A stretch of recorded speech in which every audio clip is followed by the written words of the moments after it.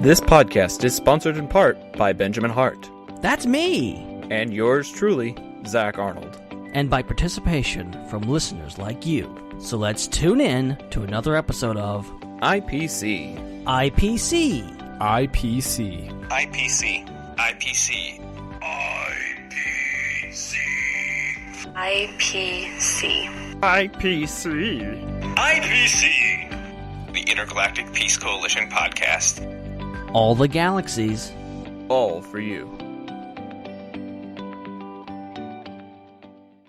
Hey everybody, welcome to another episode of the Intergalactic Peace Coalition Podcast. I'm Zach, this is Ben, and we're bringing you another really fan-freaking-tastic episode here on Fandom Empire Network. Broadcasting on YouTube and then coming to you wherever podcasts can be found. This is going to be a pretty fun episode, and that's no cap. I'm trying to speak slang, but I just really can't do it. I suck at that.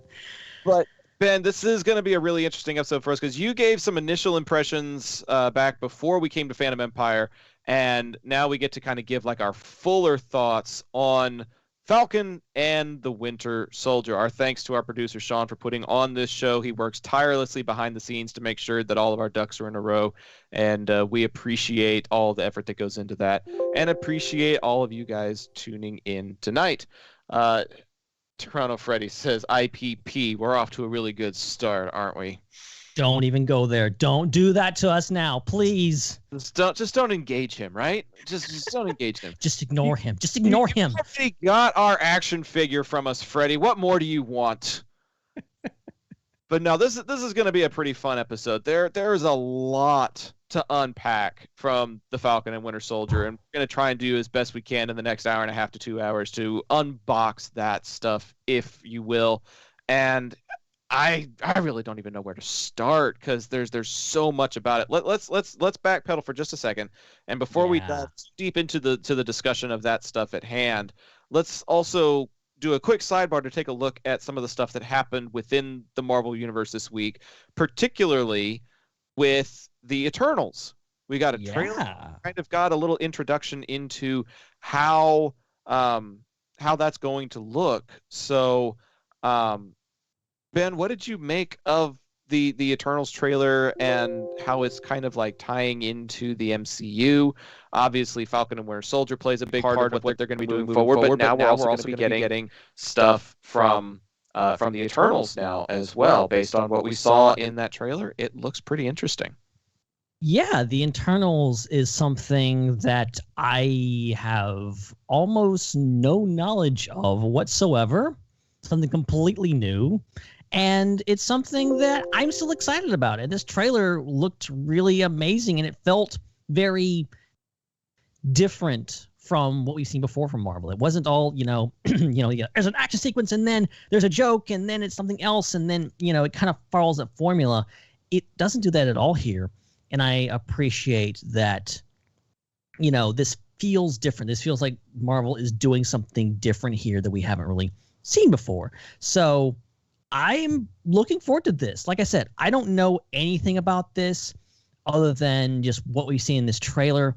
But, I kind of had the same thing with like Guardians of the Galaxy. I didn't know anything about that, and then ended up being one of my favorite movies of all time. So like, it's Marvel. You have my interest. I will be, you'll get my butt in my seat and my money at the theater when that happens. Hopefully that happens later this year. And I'm looking forward to it. Yeah, when you're talking about butts in seats, I actually put my butt in the seat of a movie theater just last night. So we'll get to that in just a little bit, doing a quick mini spoiler-free review of A Quiet Place Part 2. I know that our friends up in Canada haven't been able to get to the movie theater, and it's kind of like a movie theater exclusive right now. So I'm going to try and be spoiler-free as best I can so that, whenever you guys do get an opportunity to see it, I'm not giving away too terribly much. But going to get into that as soon as we finish talking about the Eternals. Chad in the chat, one of our new patrons, says that we look a lot better today. Chad, there's a damn good reason for that. Yeah. Got new webcams between last episode and this one, including a fiasco that made me worry for like half a day. that perhaps Ben's webcam was actually being sent to the billing address instead of the shipping address. That scared the living crap out of me, but it didn't happen. And it did get to him literally just a day before the show happened. Yesterday, so yeah. It's crazy how quick of a turnaround it ended up being, but we got it, and we're good to go. There does seem to be some sort of a fluctuation in Ben's camera. We may have to like turn his cam off and back on again just to make sure. We're still working out the bugs here, unfortunately. The calibration is correct, because like 1 minute you're like bigger than me, the next minute your screen is like smaller than me. We're making Sean earn his keep, unfortunately, but we'll bring him in a little bit here to talk about Falcon and Winter Soldier with us. But first, the Eternals. One of my favorite things about the Eternals is that they are including some alumni from Game of Thrones, and obviously that didn't really go over very well with the Inhumans. You bring in some Game of Thrones alumni for the Inhumans, and that didn't go well. So some really good acting doesn't necessarily equate to having a really good show, as was horribly exemplified there. But it does give me hope that Marvel is taking this project seriously. They're looking into finding a wide range of actors and actresses. They're looking into bringing in these people that can carry a sort of ancient gravitas about them. And I really, really appreciate the effort that is going into the creation of this show. And you actually found a Twitter thread, did you not, Ben, that kind of an introduction to those characters? Well, yeah. So as I said, I know almost nothing about these characters. I think most people are in the same boat with me, that they don't know much about these guys and girls, and there was this brilliant thread that I stumbled upon. It's from Marvel Perfect Shots at Marvel_shots. You can go look this up for yourself if you want to see all the pictures and stuff like that. And I'll retweet it on the IPC right now, so you can go find it yourself. Just follow us at IPC Podcast. Nice little social plug there. Follow us. There you go. I just throw them in there. No big deal. But they put out this really great thread and kind of like breaks down the characters and their powers. I'm going to run through this really quick just because I like reading it. It was really enjoyable for me, and I think maybe it'll help you guys like go through it. And the pictures, if you look at the pictures, it'll help you like saying, oh, there's that guy, there's that girl. So First one they name off is Kingo. And this is and I know I'm going to forget the actors' names now. Oh, good job. It says, I'll think of it before the end of this. It says, Kingo is the Eternal with the power to project cosmic energy projectiles with his hands.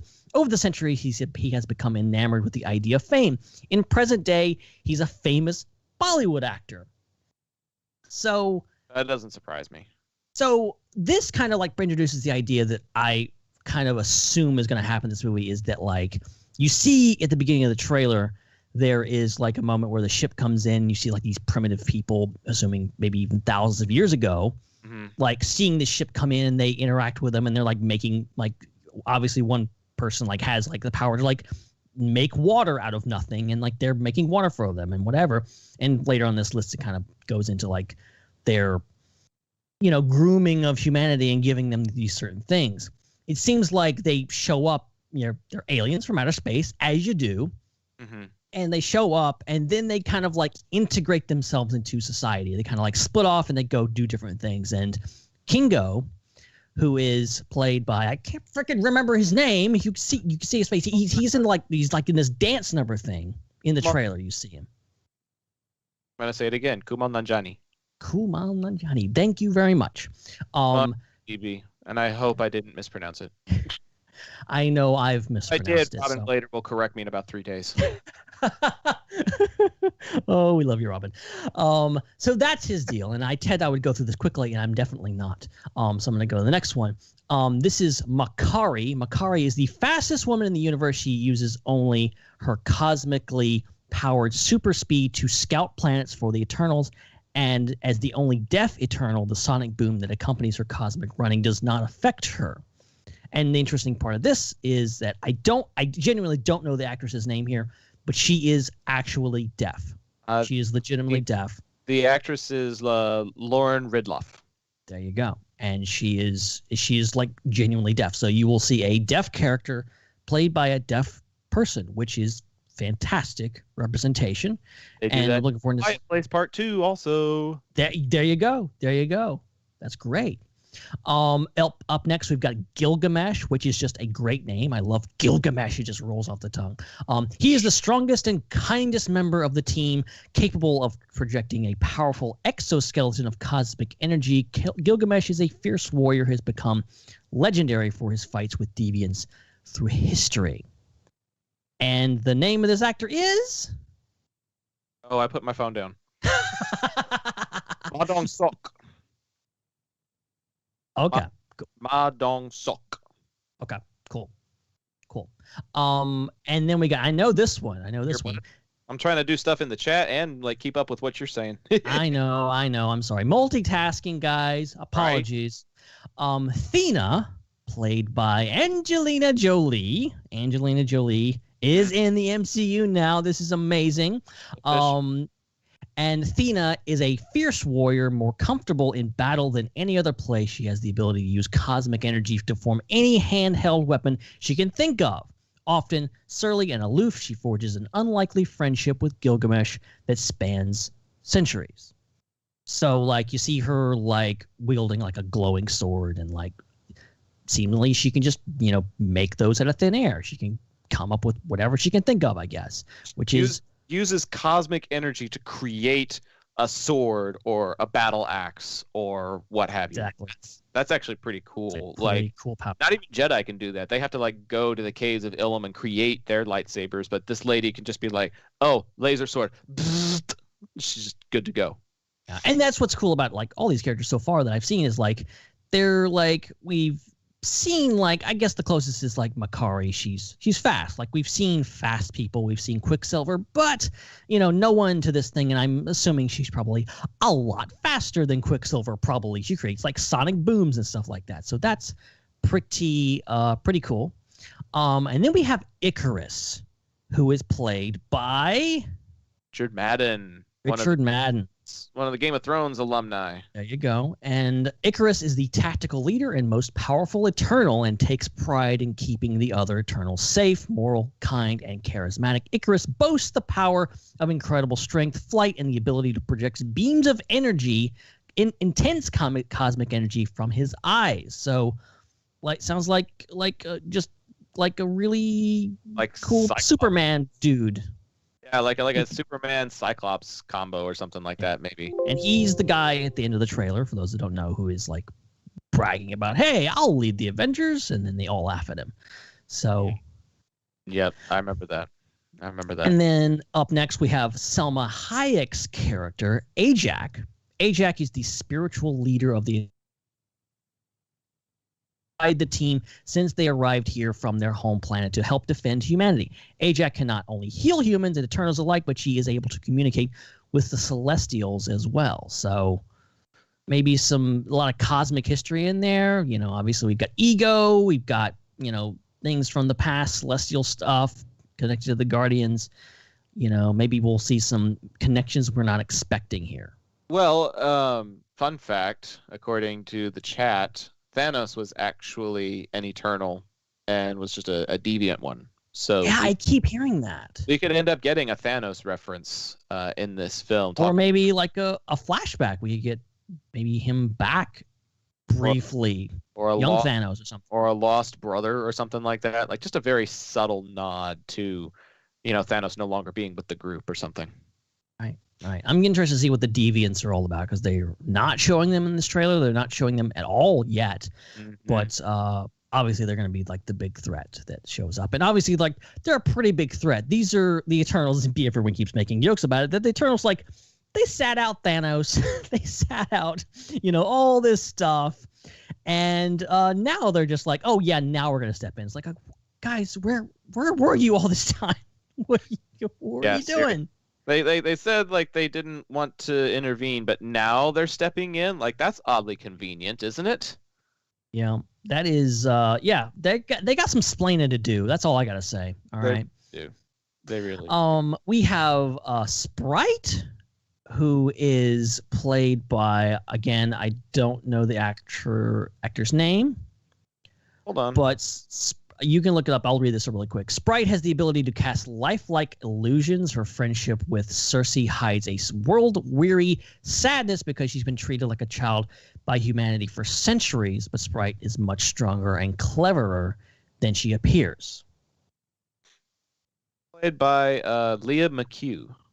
Cool. Okay, and this is a child actor, but playing a character that is obviously much older, probably centuries older than they appear. But she's living on Earth, so like everyone's like, "Oh, hey, look at that, cute little kid." Like, no, I'm like 5,000 years old. Like, I'm older than you. You know, they did something like that on Third Rock from the Sun back in the day. Do you remember that? I think I remember that. Yeah. Gordon-Levitt, like a tween Joseph Gordon-Levitt, is part of this group of aliens sent to investigate Earth, and he's like the veteran of the group, but he plays the youngest member of their family. Oh wow. It's really hilarious. Oh gosh. Up next we've got I believe this is Brian Tyree Henry, who we just saw in Godzilla vs. Kong. He plays Phastos.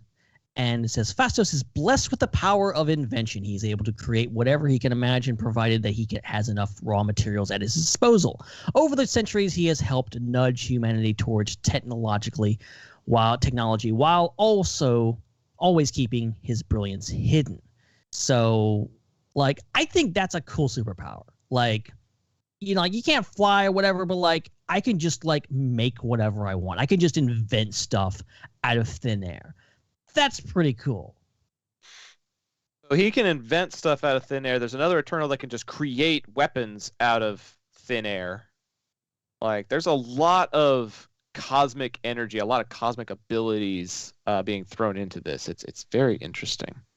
Yeah. Up next, we've got Druig. Druig, I'm sure I'm pronouncing that wrong, but Druig can use cosmic energy to control the minds of men. Oh, that's an interesting power. Druig has become withdrawn from the other Eternals because he disagrees with how they've interacted with mankind over the years. He's going to be played by Barry Cohen. Yeah. I think it's Koenig, I don't know. Koghan. Please help me with my pronunciation. People from other countries, because I don't like to pronounce things incorrectly. But I think we can see kind of the points of tension here. He's a guy who can control minds, and he is like the rest of the Eternals are like, we can't get involved. We have this immense power. We have to lock ourselves away and not get involved with, like, you know, we can nudge humanity, but we can't really get, like, we can't save them. We can't, like, change the course of history. And maybe he disagrees with that. And I think, I don't know if he'll be a villain in this movie, but I've heard some speculation that maybe down the road he will be an antagonist. That seems very possible. I mean, take a look at Crosshair, for example. You know, in the Clone Wars, Crosshair was just a member of the team, a rather quiet member of the team, but a member of the team. And then Bad Batch comes around, and all of a sudden, like, character development changes for the worst. So that was interesting. I'm assuming you've seen the new episode of the Bad Batch. The newest one? No. Ace? Really? I've seen a Star Wars that Ben hasn't? This is like history, folks. I know. I am ashamed. And then last week I hadn't seen it either. And Chatter Squadron guys made fun of me all night about that. But yeah, I have not seen it. I've heard spoilers because, you know, I've been on the internet, obviously. Right. Something about a Rancor, and the internet is freaking out about it. I don't know what's going on. I'll find out later tonight after I get finished with the show. I guess so. A reminder, we'll do a season recap of The Bad Batch here on IPC whenever the show does conclude. Absolutely. And you know, we got some other season recaps that we're going to be doing down the line as well. You know, we're going to be talking about Falcon and Winter Soldier tonight. We're going to be doing a roundtable in the not too distant future, talking about a series that we've talked about here on IPC before. So there's a lot of television that's going to be discussed, but there's going to be some movie reviews intermingled in there as well. So hit us up on our socials if there's something in particular that you would like to see us talk about.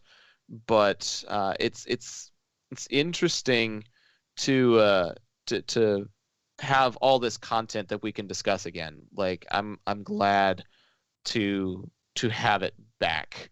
Chad puts this question in the chat: were the Eternals affected by the snap, do you think? It affected all life in the known universe. I would think some of them got snapped away, I would assume, unless, it didn't seem to there was no favoritism by Thanos. It was anyone and anybody could be affected by it, and it also didn't matter what your power set was, Right. from any, not that we know of anyway. But maybe that is. Maybe they are the Eternals. They are these celestial beings that have immense power. Maybe they were able to withstand it. I don't think so. I think maybe that kind of goes against the whole idea of okay thing. But they don't really have to explain it. Like I said, I think ultimately the Eternals kind of existed. They did their thing, and now they're kind of off on their own, because you see Selma Hayek's character. She's dressed as a cowboy, out in the West. They're clearly they've gone their separate ways, and they're kind of living normal earthly lives. Mm-hmm. So maybe during that process they snapped, and maybe the snap brings them back, and they're okay, this is not cool. We have to step up now because we didn't do anything and this happened, and we've got to, so. That very well could be. It's such a weird thing to think about, because if there was ever a group of people to exist outside of time and space, I feel like it would be these people. So you'd think, yeah. It's a weird thing to think about, and since I don't have as much knowledge in the comics as I wish I did, I can't answer that accurately. But I feel like some of that is probably going to get explained in the movie anyways. So, Chad, much like you, I hope they do bring it up in the film, because that would definitely be something worth exploring. A lot of what they've done in this phase has been an exploration of the aftermath from the blip. You see it in the case of Monica Rambeau. In WandaVision, you see it from the perspective of Bucky and Sam here in The Falcon and Winter Soldier. I have no doubt that we're going to be seeing some of the aftermath from the perspective of the characters in Shang-Chi, that we're going to be seeing it from the perspective of the characters in Spider-Man. This entire phase of Marvel is going to be centered around post-blip events. So I feel fairly confident that that's something that's going to be explored, just given what we've explored and what we've seen from this phase of Marvel so far. Yeah, it only makes sense because and I think that's what's so I think brilliant about Marvel, and also brave of them, because doing something that literally you take 5 years out of your timeline for all these different stories. Right. There's potential for stories that I want to see stories set within the blip. I want to see stories set about characters surviving and stuff like that. And I think you could easily get Shang-Chi, or Shang-Chi. I'm sorry, I'm trying to teach myself speaking of pronunciations, Simo Liu, who was on Twitter recently, gave us the correct pronunciation, which is Shang-Chi. So I'm going to teach myself to say that correctly. And I'm going to say that again, that I think in Shang-Chi, we could get, I think there's a line in the movie oh yeah, I let you live out your life for 10 years and doing that. Maybe part of that was during the blip. Was Shang-Chi taken out during the blip? Was he live through it? And as we see in both these new shows, it's a very different experience, both traumatic, but very, very different in getting taken out of the picture and then brought back. And they're okay, 5 years later, what's happened? And then the hell that people went through that lived through it. It's something that I think I hope they continue. I think they will. I think they really have to. I think they have to kind of address it, because it's that's a huge gap in time, right? And it's a huge character developing time, and it's just it's all part of it. So I'm looking forward to seeing how they handle it in these upcoming movies. And we're going to get, 4 of them this year, plus Loki and a bunch of other stuff. I was saying that to my girlfriend like the other day. I was like, there's a lot of catching up that cinemas are trying to do, because there's going to be movies that were postponed from last year, movies that were already scheduled to release this year, movies that are re-releasing because they were in theaters when hardly anybody was going. Tom and Jerry is getting a re-release. It wouldn't surprise me if something like Trolls World Tour got a theatrical release. So there's definitely like a game of catch up being played, which kind of disappoints me about Luca. I feel like Disney and Pixar kind of jumped the gun a little bit on deciding to make it a Disney Plus exclusive, because now that the US is opening up to the degree that it is, I feel like it would make a lot of money at the box office taking your family to go see a Pixar film like Luca.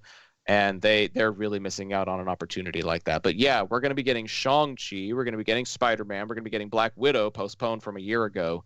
And we're getting the Eternals. So all of that in the next 6 to 7 months. It's crazy to think about. Yeah. Yeah. And I kind of agree with you. And I've heard some whispers about like the crew behind that work at Pixar, are not happy that they're pissed. Yeah. Their movie, they make this movie with the expectation people are going to see this in a theater, and there's a whole thing, and we still when it's released on Disney Plus, there's no box office numbers or whatever. It's just it's just out there and people talk about it. And yes, word of mouth is good. I personally will go see a movie if I hear good word of mouth about it. But ultimately, there's no reports about, it made this much money or whatever. I'm not making any money. And we know, movie making is a business. Movies don't get sequels unless they make a certain amount of money. They make their money back. It's all monetary based. And it sucks that they treat Pixar movies as second class. And I think that's really sad considering the quality of Pixar. Pixar makes some of the best movies out there, period. Their animated movies, their little old cartoon movies are better than most other movies out there get released per year. It's kind of sad that Disney is just put that on Disney Plus. Nobody really cares about that. We do care. I want to see that. I want to see it in the theater. Oh, we definitely care. And the people, the animators, particularly the animators and producers at Pixar are on the verge of not being willing to work on whatever the next project is. That's how pissed they are. They need to strike or something, not strike, but they need to have a powwow with Disney and go okay, you're never doing this again. You're going to put this in our contract that you're not just going to toss our movies onto a streaming service when they get done. That's not cool. And hopefully they do, because there is continuing to be a push for animation isn't a genre. It's just a movie. You have at the Oscars. It's and animated movies are rarely up for Best Picture. It's Best Animated Film. Still have Best Animated Film. Yeah. So, and if you watch most of the animated films today, especially Pixar films, they deserve that right. They shouldn't be treated as second class. So we're getting some really cool engagement in the chat. I just want to get people caught up on it. Toronto Freddy says, wouldn't it have been funny if Thanos was one of the 50% that got dusted in the snap? That would have been weird.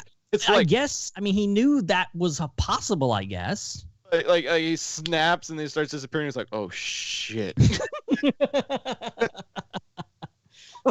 I did not think this through. But I mean, I think obviously Thanos was very selfless in his selfishness, that he did all that and was okay, if I get dusted, whatever. And then going back and he tries to destroy the stones. That's all he wanted to do, and he did it. If he got blasted in the process and turned to dust, I guess he didn't care. Flinner sends in a question. Are you guys more excited for No Way Home or the Batman? It says Batman for me. No Way Home for me. I'm sorry. I'm all in. My thoughts on Spider-Man. Yeah, you love the Spider-Man franchise. I am cooling on it, honestly. we're getting closer and closer to like a teaser. We're getting closer and closer to a trailer, and there's been less and less coming out about the possibility of it being like a Spider-Verse type of film with the crossovers and the cameos that we've been talking about. Obviously, Alfred Molina's involved. I'm excited about that. Yeah. Like the involvement that I thought was happening seems to be less and less likely, whereas I know that there's going to be a lot surrounding the Batman and Robert Pattinson. We've got a trailer for Batman, and we've got nothing on No Way Home yet. I'm very, very close to leaning more in the direction of the Batman as soon as we get a little bit more. But there is so much saturation in Batman right now that I'm still for now content to say Spider-Man, but that is not going to last very much longer. I'll put it that way. And I say No Way Home as like Batman is like close second. Like I am psyched. I love the Batman trailer. I think it's great. I think Robert Pattinson is going to kill it, baby, literally. And like it's like I think that movie is going to be fantastic. I love the director behind it. Like I think it's going to be fantastic. But Spider-Man, it's more near and dear to my heart. MCU, all that stuff. I'm more connected to that. Whereas Batman is completely new, which I'm fine with. I think it's great that they're like, let's just do a Batman movie. Let's not worry about the DCEU. Let's just do another movie. And let's just do a standalone thing, and let's just make it awesome. Yep.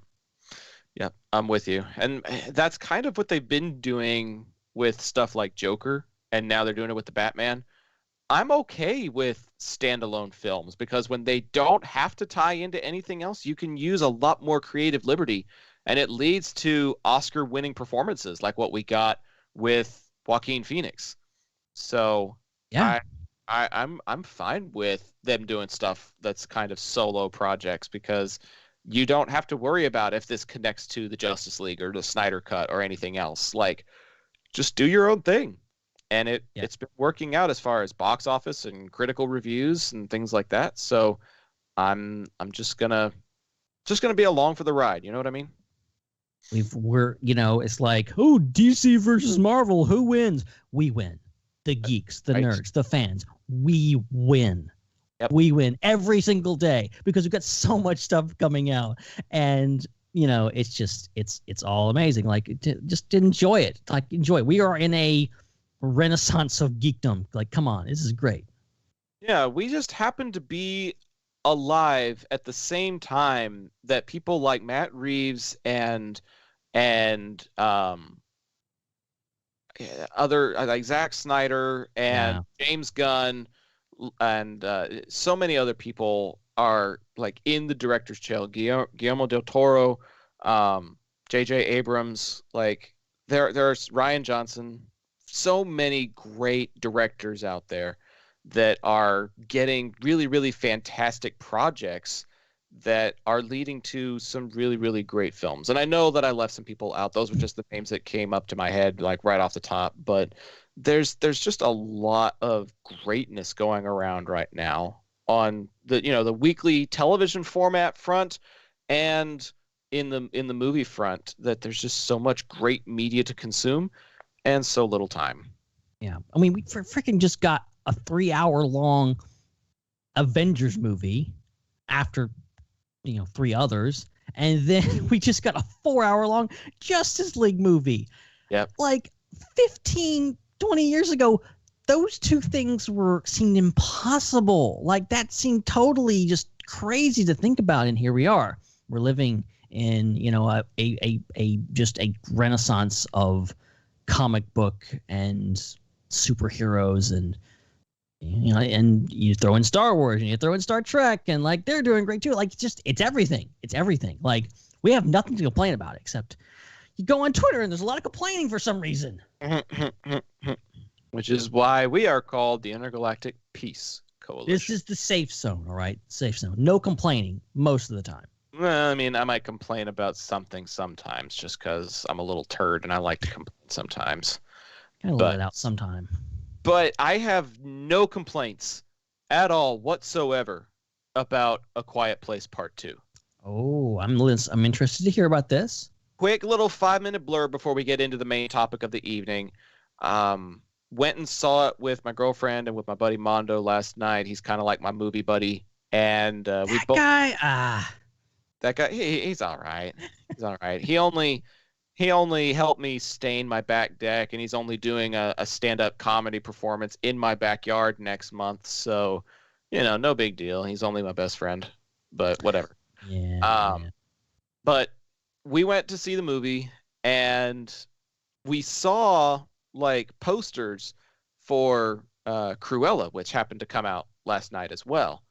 And we're like minutes away from the movie starting, and I lean over, I'm like, so you're telling me we could have gone to see Cruella instead of this? And he looks at me, he's like, I freaking wanted to see Cruella first. I got to troll him so hard at that point, but like I loaned him my copy of Quiet Place 1 so that he could get caught up on it, and he was like, dude, I'm so ready for this film. I've got so many thoughts from the first one that I hope they answer in the second one. And lo and behold, they did. Like a lot of the questions, a lot of the concerns that he had from the first movie got answered. A lot of the world building that I was hoping for, based on the stuff that happened in the first film, actually came to pass. There was just some great character development, some great storytelling. You get to see the creatures a little bit more and see them in action. There's a little bit of an origin to it. We've seen John Krasinski make an appearance, and he's got a little role in this, even though his character died in the last film. So there's some throwback, some flashback. There's a lot of progression moving forward. You learn some things about the creature that you didn't know before, and overall, it carries a lot of that hold your breath intensity that you get from the first movie, while also giving you some new. There's some new stuff in there that we didn't experience before, and it helps grow the story. It helps continue the story. And it actually makes this franchise better, in my opinion. Wow. Quiet Place on its own is a good standalone film, but this movie helps kind of turn it into a franchise, more or less. And so I'm really intrigued to see what the rest of the world is going to end up thinking of this, and I'm hopeful that the reception is warm enough that they create a third film, because what they told here was excellent, and I want more. Wow, that's interesting, and I'm out of the loop on this. I have not seen the original, but I've heard a lot of good things, so this might spur me on to catch up, because you obviously have talked a lot about the first one, and now I heard some mixed opinions about the second one. I heard some mixed things, but reviewers, especially like official reviewers, they have to find something wrong. They can't they can't just go like, oh, the movie was awesome. Like they have to like critically like take, okay, this movie, and they have to complain about something. That's their job. But people have to pull it apart. That's not us. We don't have to like look at every piece of gross minutia and be like, oh, I didn't like it when they did that. Do we look like professional critics to you? No, not at all. Although we've been doing this for 7 years, so I don't know like how much longer we need before we qualify as critics. But we demand to be taken seriously. Give me that checkmark Twitter. That's all I'm asking for. I'm telling you. Jesse Bennett, one of our patrons, joined this past week.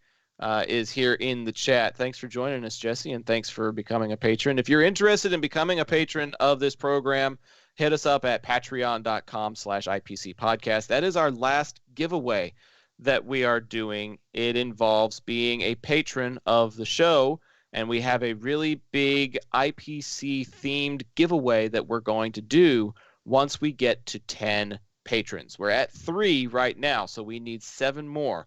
Once we get to 10 patrons, we're doing another giveaway, one that carries over from our debut 2 weeks ago. So hit us up, patreon.com/IPC Podcast. I almost said patreon.com/Cult Varsity, because that's the other Patreon that I've got.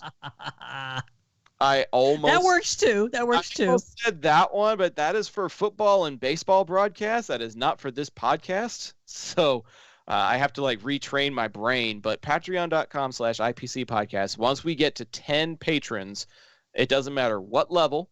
Once we get to 10, then we're doing another giveaway for one of those 10 people that signed up. So, and you get access to the new Peacekeeper Corps on Facebook. You get exclusives. You get to find out what our next topic is before anybody else. Yep. And obviously get involved with some cool prizes, get a behind the scenes look at the show. You get to control part of the show. You get to give us feedback and tell us what we should be doing. Yep. And it's a lot of fun. So yeah, definitely go support us. Go give us a couple of your bucks. You can find some money in your couch. Just go do that. Go dig in your couch, find a few bucks, and then throw it at your screen or something. I think that's how it works. It is literally just $3 per month, which is like one fewer trip to Starbucks per month to support programming. You don't need that iced coffee mocha latte whatever you get. You don't need that. Dude, my sister, you need IPC stuff. My sister used to work at Starbucks, and she had this guy that came in like literally every day who, like, I think he lived in Japan or something for a while, and there was a particular chai tea that he liked that he has never been able to get anywhere else until he like tweaked and customized a certain Starbucks chai tea latte order to be almost exactly like how the tea in Japan tasted. But it is like this laundry list of 10 to 12 items. It's like double whip, no foam, extra shot of this drizzle with like a double blend feature or something, and it has to be at exactly 120 degrees or something like that. Wow. And like they give it to him and he takes a sip and he can tell if it's too hot or too cold. That's how often he drinks this thing. Oh, they gotta hate this guy. Do they not hate this guy?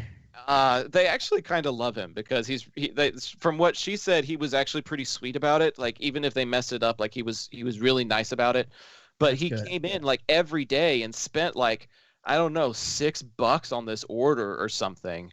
And so he was spending like $30 a week on this particular drink. Oh my God. How much disposable income do you have? To go on coffee or tea or whatever. I was just picturing a guy just kind of coming in and like they fix it. They spend like 20 minutes like fixing this prepared drink and they're like, no, that's not right. That's not right. Go back and do it again. Like, hopefully he wasn't like that. No, I don't think he was. But Melissa says Starbucks is the worst. Dunkin' yum. Do you have a Dunkin' anywhere near you, Ben? No, there's no Dunkin' down here. Oh, but maybe there's one. They've recently started encroaching on my space here. But we've characteristically there's no Dunkins in the southeast. They just put one in down the street from where I live, and it's a combo with a Baskin Robbins. Oh, I think I have seen those. I think in New Orleans, Louisiana. I think that's crazy. That would definitely be a place that you'd see something like that. They don't call themselves Dunkin' Donuts anymore though, because they're more than just donuts. They're just Dunkin'. They're just Dunkin' because they have coffee. They have croissants. They have matchis. Yeah, croissants. sounds like a Wookiee hacking up a hairball. It's like I think that's my best Boskin impression. That's exactly. And so they've got all these other things, including like these things that look like store-bought hash browns that they smashed with a hammer. I'm just picturing them going to the store and they get just regular hash browns. Like, okay, Steve, do your thing with your hammer and go smash the hash browns. It's like a flat little circle. It looks like somebody sat on a tater tot and they sell it to you for like $1. Oh, and I'm like, God. What is this? Am I at Dunkin' or am I at Kroger? Oh, I have mixed feelings on Dunkin' because their coffee's usually way more expensive and I spend way more. But I don't know. Oh, wow. Yeah, I feel you. Okay. We've actually got something we're supposed to talk about tonight, and we're like, what? 40? Apparently. We're like 45 minutes into the show, and we haven't actually talked about what we set out to talk about tonight, and that is the Falcon and Winter Soldier. And that'll be our topic for like the next 75 to 80 minutes. And then we'll have a brief barbecue segment lined up for you tonight that's going to be really creative and really disgusting and really original. And actually came from a verified social media page. That's the part that disturbs me the most. Like, somebody actually legit made this and then took a picture of it and put it on their official social media. And I have a theory. I think someone hacked them, and I think we know who did it, all right? You know who you are, person that hacked that count, all right? And I'll get to that when we get to Barbecue Watch. So stay tuned for that. But first, initial impressions, first overall thoughts on the Falcon and Winter Soldier. Ben, you're probably just going to be reiterating some of the thoughts that you had a few weeks ago when you talked about this with Star Raptor for a bit. But for the folks that didn't get to listen to that episode, can you remind them what you thought of the Falcon and Winter Soldier? Yeah, so I'll try to mix it up a little bit and say some things that I haven't previously said with some things that I have said. But basically, and going into this, Falcon and Winter Soldier, going back to, 2019, when they first announced this was happening, like, this was the show that I was most excited about. This was the thing, like, oh my gosh, like, I love the Captain America trilogy. Sam Wilson is, like, top tier Marvel characters for me. I love that he's going to be Captain America. I love that they're continuing in the story. They're giving these two characters that have just been kind of side characters, Bucky and Sam, they're giving them their own story, their own series. This is great. And maybe it'll be more introspective. Like, I had all these things in mind for what the show could be, and I was so enamored by it. And of course, everything happened. And like, if you watch the behind the scenes thing, and it's like they filmed for like 2 days, and then lockdowns happened and they couldn't finish it. Like, so it's been a long time. Finally getting to see this. And this was actually supposed to be the first series up, I think, that was released on Disney Plus, but it ended up being WandaVision. So because of that, I went into WandaVision going like, okay, this looks fun, but I'm not really like, this isn't what I'm here for. I'm looking forward to Falcon and Winter Soldier. Then, as I proceeded to be absolutely blown away by WandaVision, I think, as most people were, and like how wonderful that show was, how creative it was, and how unexpected it was in regards to like doing new things. And as I've said in the past, like, there's few shows out there we're a good while into this whole like TV show thing. TV has been a thing for a very long time. And coming up on a show that you're like, wow, I haven't quite seen anything like that before. That's impressive. And Marvel did it with WandaVision. And that's why, like, I give it the edge for like originality and like doing something that just had never been done before. And so WandaVision was amazing. I loved WandaVision. And then I was coming out of that going into this show going like, man, how could that be better? How could they top WandaVision? Because that was fantastic. And I'm here to say, I think they did top it. My personal opinion. Obviously, it's apples to oranges. You can't really compare them. We compared them on a couple of episodes ago, but like, mostly like they're two completely different shows. And obviously they're going to be able to different people, and everyone's going to have different opinions. But for me personally, Falcon and Winter Soldier did everything that I wanted to do and more. I was looking for a show that was introspective, that was giving us something more of these characters that had been there for a while, but you never got to like see this world from their point of view. I wanted to see the aftermath of the snap and their perspective on it. I wanted U.S. Agent. I wanted all this stuff, and it just kept giving it to me. And it really felt like for a while that this show was made specifically for me because it was just hitting on all the marks. And I'm not saying I don't have criticisms of it. I do, and maybe I'll get into them in a few minutes. But, there's some writing issues. The villains maybe aren't as fleshed out as I want them to be. There's a few things that I do have qualms with. But overall, I think Falcon and Winter Soldier was groundbreaking. It was, in its own way, something I'd never seen before. And also just gave me the continuation of this story that I really, really wanted, and made me appreciate both these characters and all the other characters in the show so much more. And so, I know this is probably a one-time thing, and we probably won't get a season 2. I would love it if we got season 2, but I'm thrilled that we're getting Captain America 4, because that's going to be obviously a continuation of this, and I'm beyond excited for that. But ultimately, I'm out of breath here, and so I'm just going to say I freaking loved this show. So there's definitely kind of some mixed thoughts in the chat right now, because Toronto Freddy says it's okay. Oh. WandaVision is better, he says. Jesse comments, says it was a great point of view of dealing with PTSD, handled racial issues well, loved it. And then Freddy kind of confronts Sean, who says it's the best MCU series yet. We'll bring our producer in to kind of discuss that in just a second, because we actually have a segment tonight that is just fan input. People that are part of the Intergalactic Peace Hangout, we asked them, what topics do you want us to cover tonight?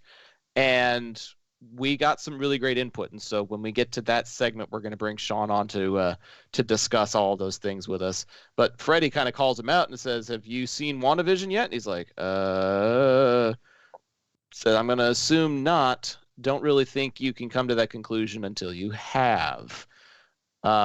Matthew, kind of a newcomer. I don't think I saw you a couple of weeks ago, Matthew. Thanks for joining us tonight. WandaVision went for it. Falcon and Winter Soldier started to, but needed more time to develop Sam and Carly. I bought Sam's transformation. That was my effort to be positive. My main question, copy and paste from Facebook, how do Americans perceive Walker's story, character, and motivations? I don't have that perspective, so I'm curious to hear from those who do. Alex just commented, I'm a bigger fan of WandaVision. So we are kind of split, like right down the middle. People with some really great and engaging questions about Falcon and Winter Soldier. Some people who have a lot of thoughts about WandaVision and how it compares and contrasts.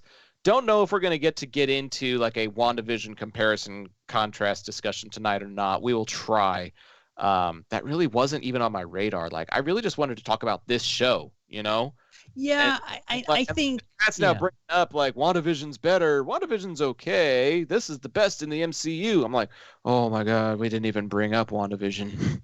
Yeah, I think they are two different shows, and I think they're obviously going to appeal to different people and different things. Like WandaVision was just this new thing that we'd never seen before. Falcon and Winter Soldier, for all the greatness that it is, I think is a more stereotypical, for lack of a better term, type of Marvel story that we're used to. Even though it did go to some places we weren't expecting, it still kind of gave us that. So I think it was scratching that itch for me, because I like the MCU. I enjoy most MCU movies, so like something that's more familiar was welcomed for me. But if you are, say, you're bored with MCU movies, you're not totally into all these movies, WandaVision was like, and I heard a lot of people go like, oh, I didn't really like the MCU, but WandaVision was like really scratching that itch. It was giving me something that I'd never seen before.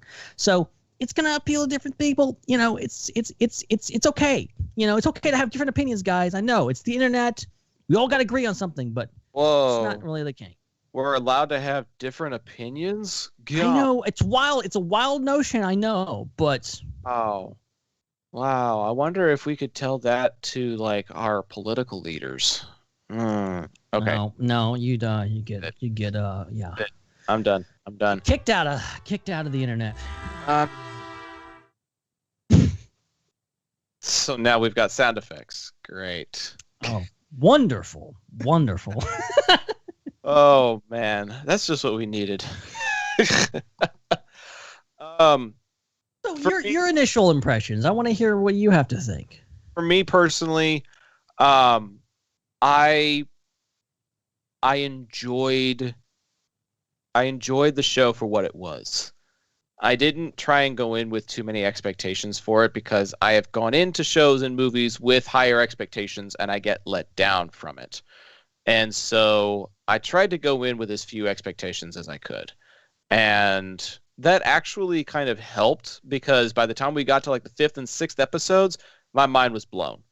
I was really, really enjoying the character development. I was really enjoying the costuming, the action sequences, the culmination of everything, the way everything was kind of coming to a head. Like, it's definitely got a couple of episodes worth of slow burn attached to it, but once it's up and going and once it actually kind of figures out what it's supposed to be doing, I would say episodes 4, 5, and 6 like really take it up a notch. And they've got some great choreography. They've got some great characters, ones that you can sympathize with, even if they're being viewed as the villains by the people in the show. It does address a lot of things like PTSD and the New World Order and systemic racism. Like, there's a lot of really interesting subjects that get addressed in this show, and they do it in a superhero type of manner. Like, it's a very interesting blend of using superheroes that we have grown to trust and appreciate and respect over the years, and it's like now they have a platform. Now they have a voice. Now that they have saved the galaxy in Avengers Endgame, now they have an opportunity to voice how they feel about certain things. And you know, I guess I'm a little torn on it. Like, in one sense, I really appreciate and respect it. But in another sense, I'm like, we've gotten this far without that. Why did we need it now?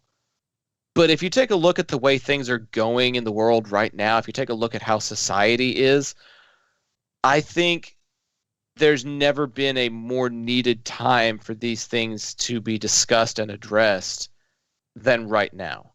If this was happening any other time, if this was happening any other point in history, I'd be like, oh, we don't need this.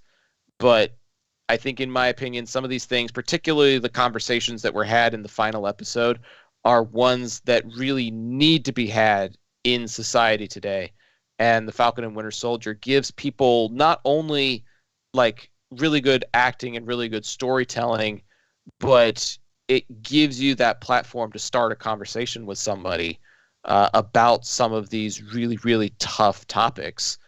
And you have like a middle ground that you can draw from, pull it from this show and let the discussion start from there. And I think that's probably one of my favorite things about the show. Yeah, it's like, because it's done in a fictional, fantastical universe and in a show that's, you know, obviously got superheroes, stuff like that. It's not meant to be reality, but it's a mirror. You know, the MCU is a mirror of our own universe, just with superheroes. And what happened to Isaiah is you can find examples in real world history where stuff very similar happened to people, and it's pretty bad. And so, like, using this, and it didn't have to. You didn't have to do this. Marvel didn't have to address systematic racism. It didn't have to address the whole idea of like a black person being Captain America. It didn't have to do this. No. It could have just been, you know, Sam Wilson going like, hey, you know, Steve Rogers was my friend, and, you know, I don't feel like picking up that shield because I feel like it was his, and I'm not sure of myself. It could have just been that, and people would have accepted that. I think it would have been fine. But Marvel doing this and giving the opportunity to tell this story and doing it in a way that's very true to it, and have, you know, and doing it in a way that, you know, people in the real world can go, yeah, that's exactly in the world. Examples, like, one of my favorite moments is where, you know, Bucky finally apologizes to Sam and says, hey, you know, Steve and I, we didn't really understand. We didn't think it through what a black man taking the shield really meant. And I'm sorry. And I thought, like, I feel like I've been there. I feel like I can totally relate to Bucky in that moment, that, like, I didn't think about this stuff. I grew up as a white person, and, you know, I didn't think about certain things, how black people's lives were affected by certain things that I didn't even think about. And doing it in a way, and me kind of growing up and learning more about the world and going like, hey, yeah, that was bad. I didn't like, I'm sorry for not noticing that before.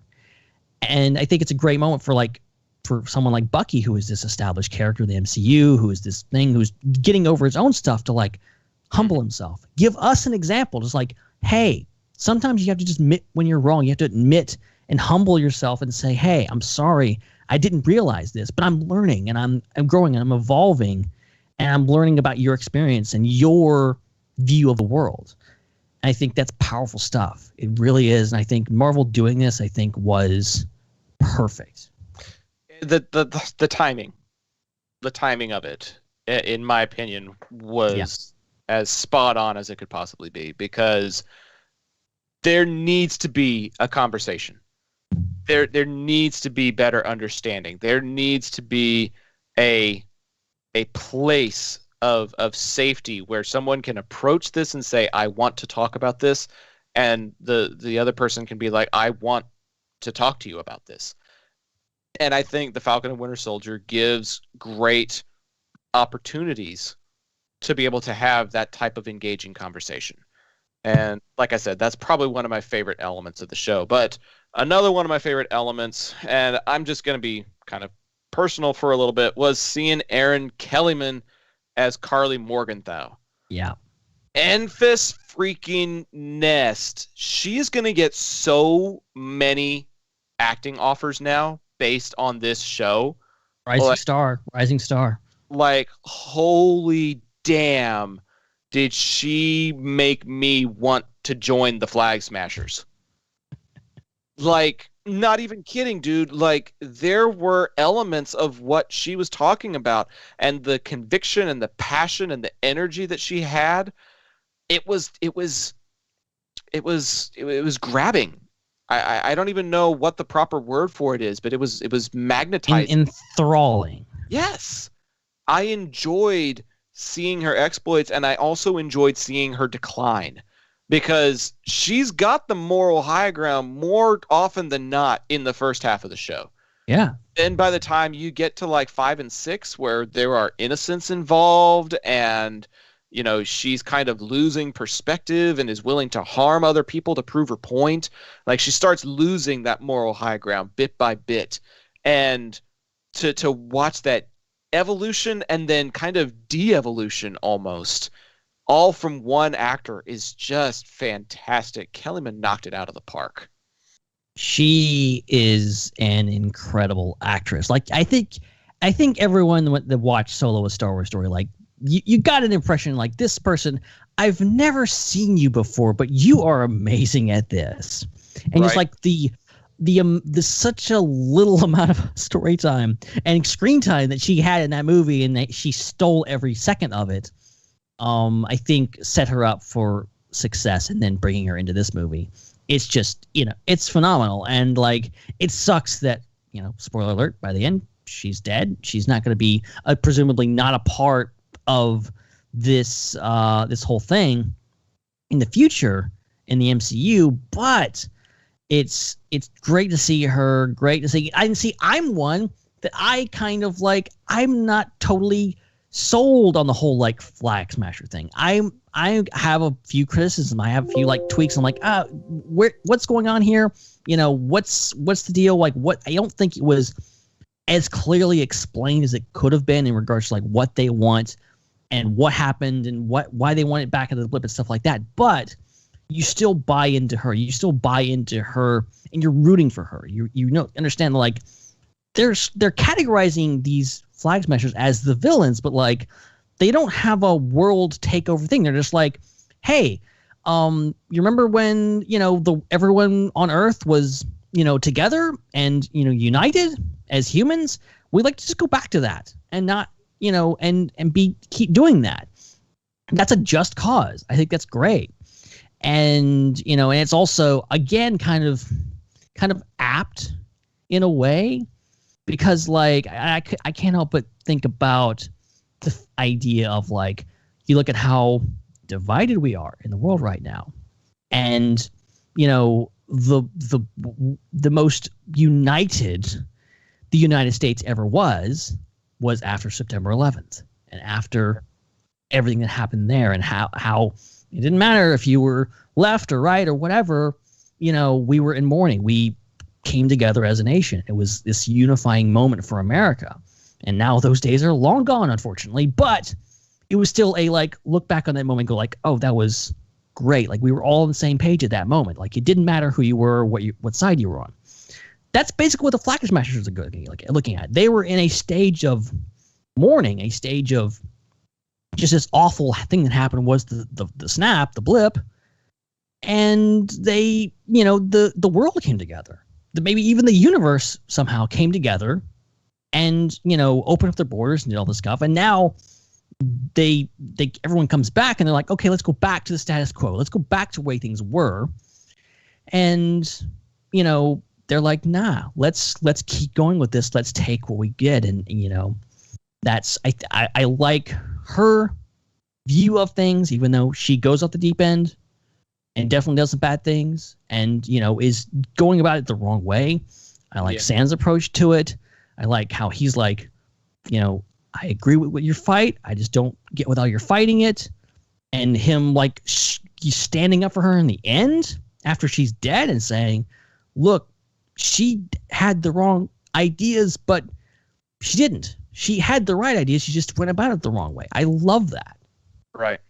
And that's what made her character so compelling was maybe she did have some of the right ideas, but like you said, it was more about how she went about doing it, not the fact that maybe a unified world is a bad idea, but more along the lines of maybe we should just go about doing it a different way.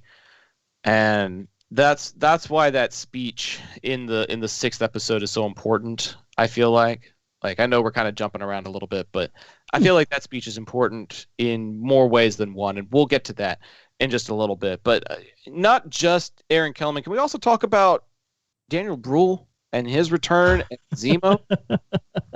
That guy, you didn't realize how little we got of him in Civil War.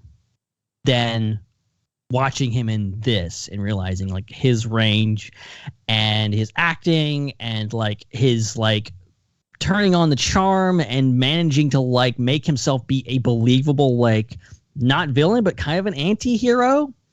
And then he danced and then he did his whole thing and the world fell in love. I'm gonna start the timer. You've got 1 hour now to talk about his dancing. You promised over in the Intergalactic Peace Hangout. Right. Got to spend at least an hour talking about his dance moves.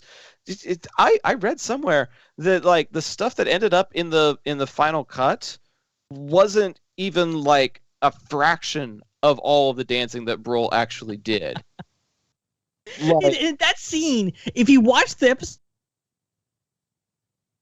it's just this intercutting thing between them coming back to her hideout and then they're waiting to go out and find the guy that made the serum. It's just a nothing scene, but then they throw in him just going at it. And it's just amazing. Out of all the things I expected from the series, Zemo working his stuff on the dance floor was not what I expected at all. Oh, I'm not complaining though. I am definitely. And then they released the Zemo cut. That was great. By popular demand. Yeah, I think that was actually an hour long, which is amazing. Oh, jeez, Louise. Yeah, we'll try and find that and put it in the Intergalactic Peace Hangout for those of you that actually want to spend an hour looking at and talking about those dance moves. But that's just not something we've got the time for tonight. Chad in the chat says a Disney Plus Zemo show is a need. Ben, agree or disagree? I would not be opposed. I think they definitely set him up as a more nuanced character here. They set him up as someone who was vastly more interesting. They added the whole element of, oh, yeah, he's rich. He's royalty. He has all this money and all this power. And he's also maybe not evil. Maybe he's just a guy that's just Civil War, he was caught by grief. And he wanted to destroy the Avengers, and he did it. But ultimately, coming out of that, he's a very reason. And in a lot of cases in this show, he's a voice of reason. I think he basically calls it. He's talking about super soldiers and how they shouldn't exist.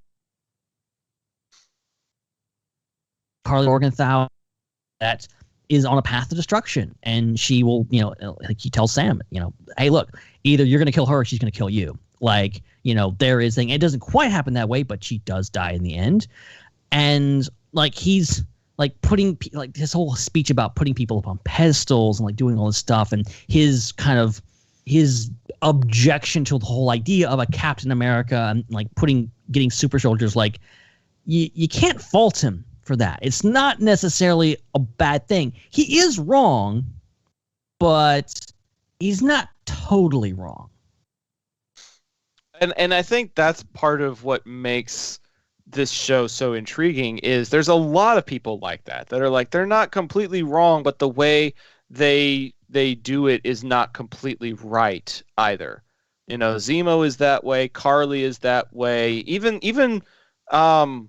who is it? Wyatt Russell as John Walker. There you go. He's kind of got some pretty good intentions, but he's got some pretty bad methods of doing it.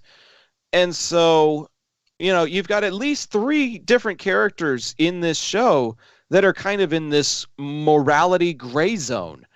And it's fun to watch, and it's fun to see them interact with one another as you try and figure all of that stuff out. Like, to see how obscure the world is when it comes to morality and doing the right thing. Even the council members are kind of in this moral gray area, the ones that we see in the finale.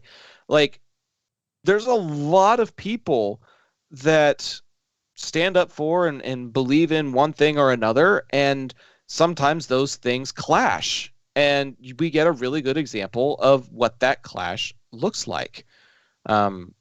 Let's talk about John Walker for just a moment, yeah, and then we'll bring in Sean. I see him prepping the producers table, ready to join the conversation. But your thoughts on Wyatt Russell, who, according to the IMDb trivia, actually tried out for the role of Captain America, and now actually gets to play Captain America post Steve Rogers. I heard about that. And if you look at him in that costume and you look at it, you're like, I can see that. Like, you can see, like, in this universe and both even out of universe, like how someone like him might end up as Captain America. And man, Wyatt Russell, like, next level acting. Like, and I love that the community has come together since he kind of got some flack for it. He got some people that are like, oh, I don't like this guy, whatever. I mean, he was getting some harassment or whatever, and people are like, no, that's not cool. But, like, it's amazing, like, the amount of hate that character, not the actor, but the character got, and how much, like, Wyatt Russell was managed to make that happen, like, act the hell out of it and make you hate him so much. And you do so much.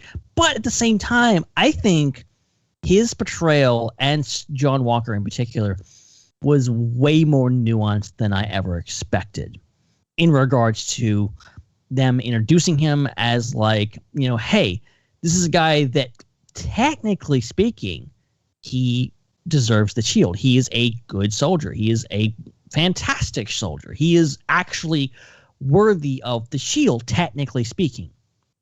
And yes, he's got a massive chip on his shoulder. He's got a massive ego, and he's kind of a jerk. But at the same time, he's kind of got good intentions. He's trying to do good. There is shades of him being genuine, being good. His whole thing about, I'm not trying to be Steve. I'm not trying to be him. I'm just trying to be the best Captain America I can be.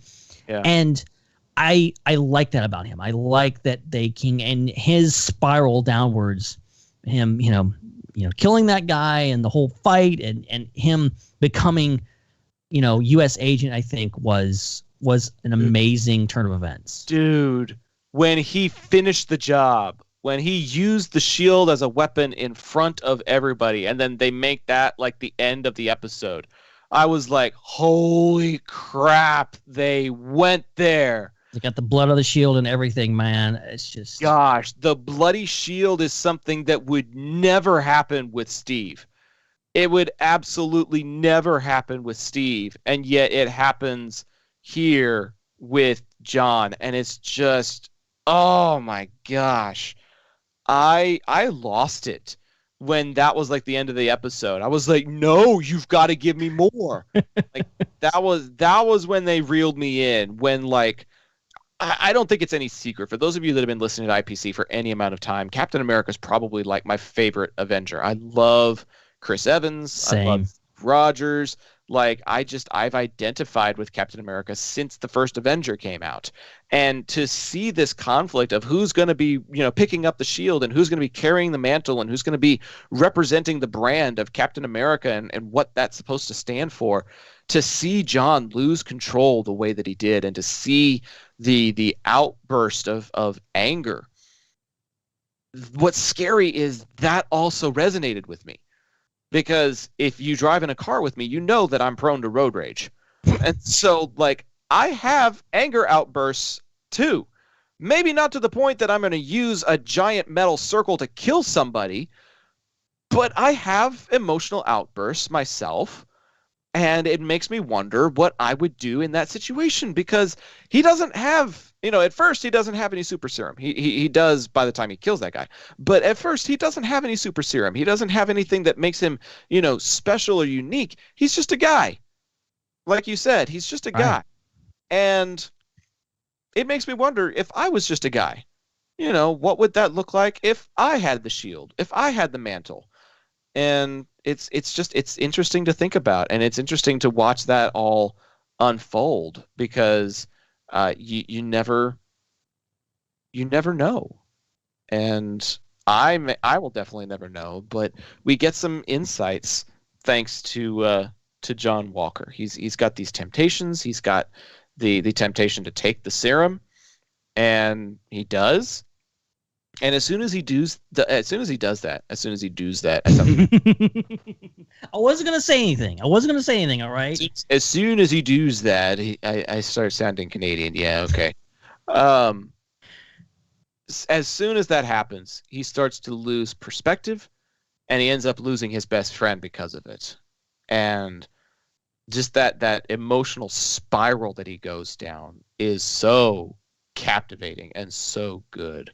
If you'll pardon the cap pun, the captivating, but I really enjoyed his performance. You know what it reminded me of? It reminded me of Joffrey Baratheon from Game of Thrones. Yeah, I got those vibes too.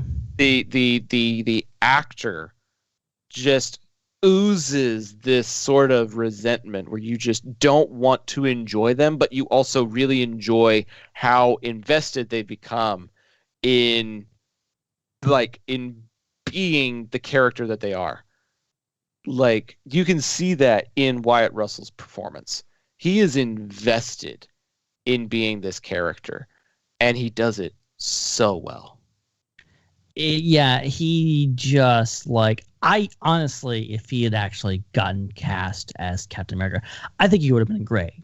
But I think we would have missed out on a hell of a performance as John Walker, and him being brought into this role at the right time, I think was just great. And having him in the backdrop of all this, and weaving all these things together to give us this stew of a story where we have these flag smashers that are kind of the villains, but not really. And we have John Walker, who is the villain, but kind of not really.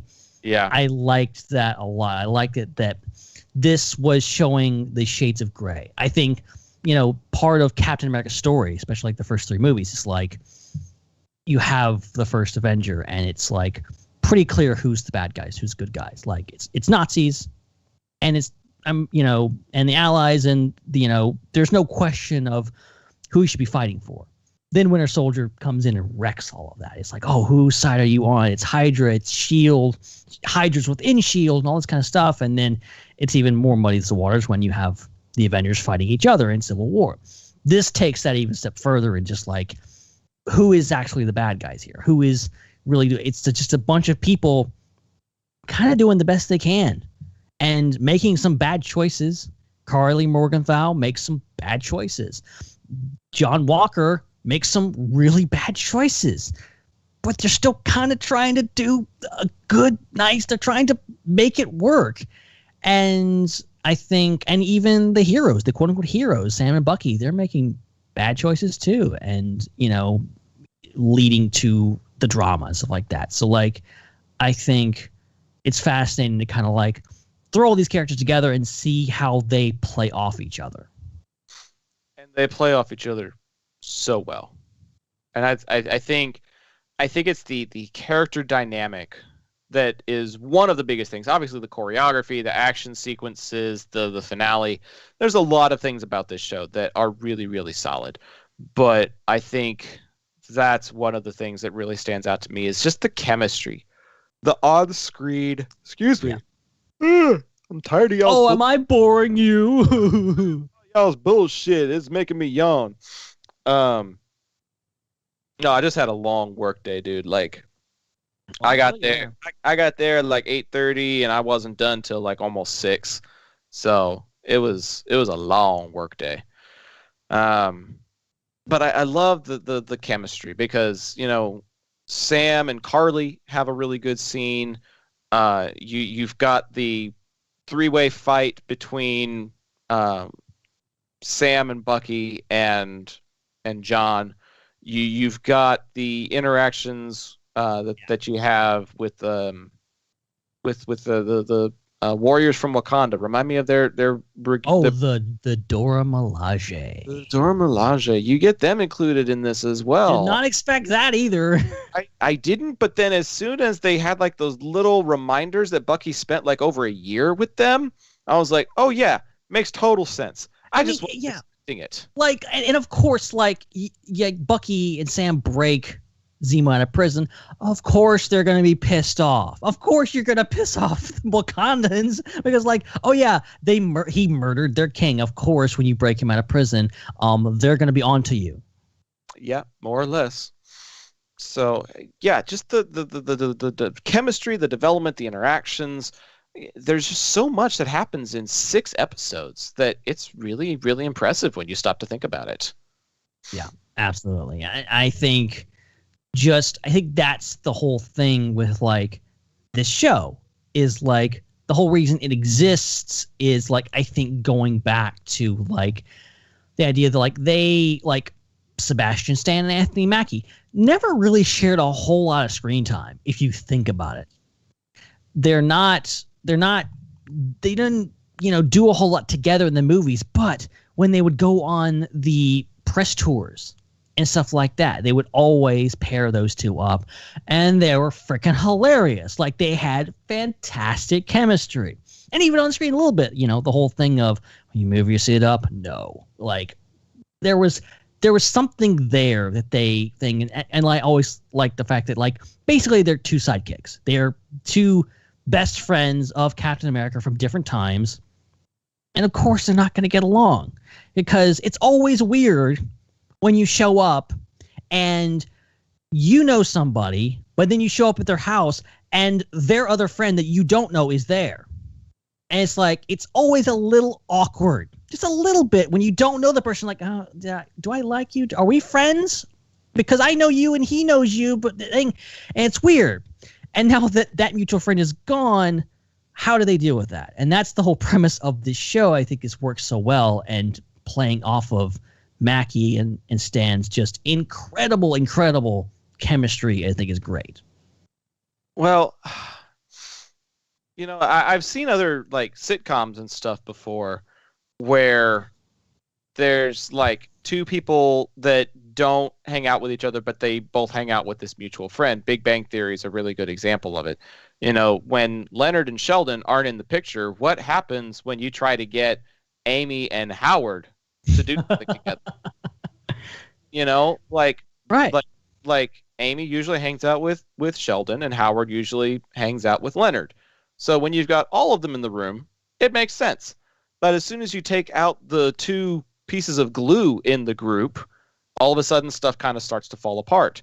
And these guys are kind of picking up the pieces now that Steve, who was the glue of their team, is gone, and trying to figure out what the next move is.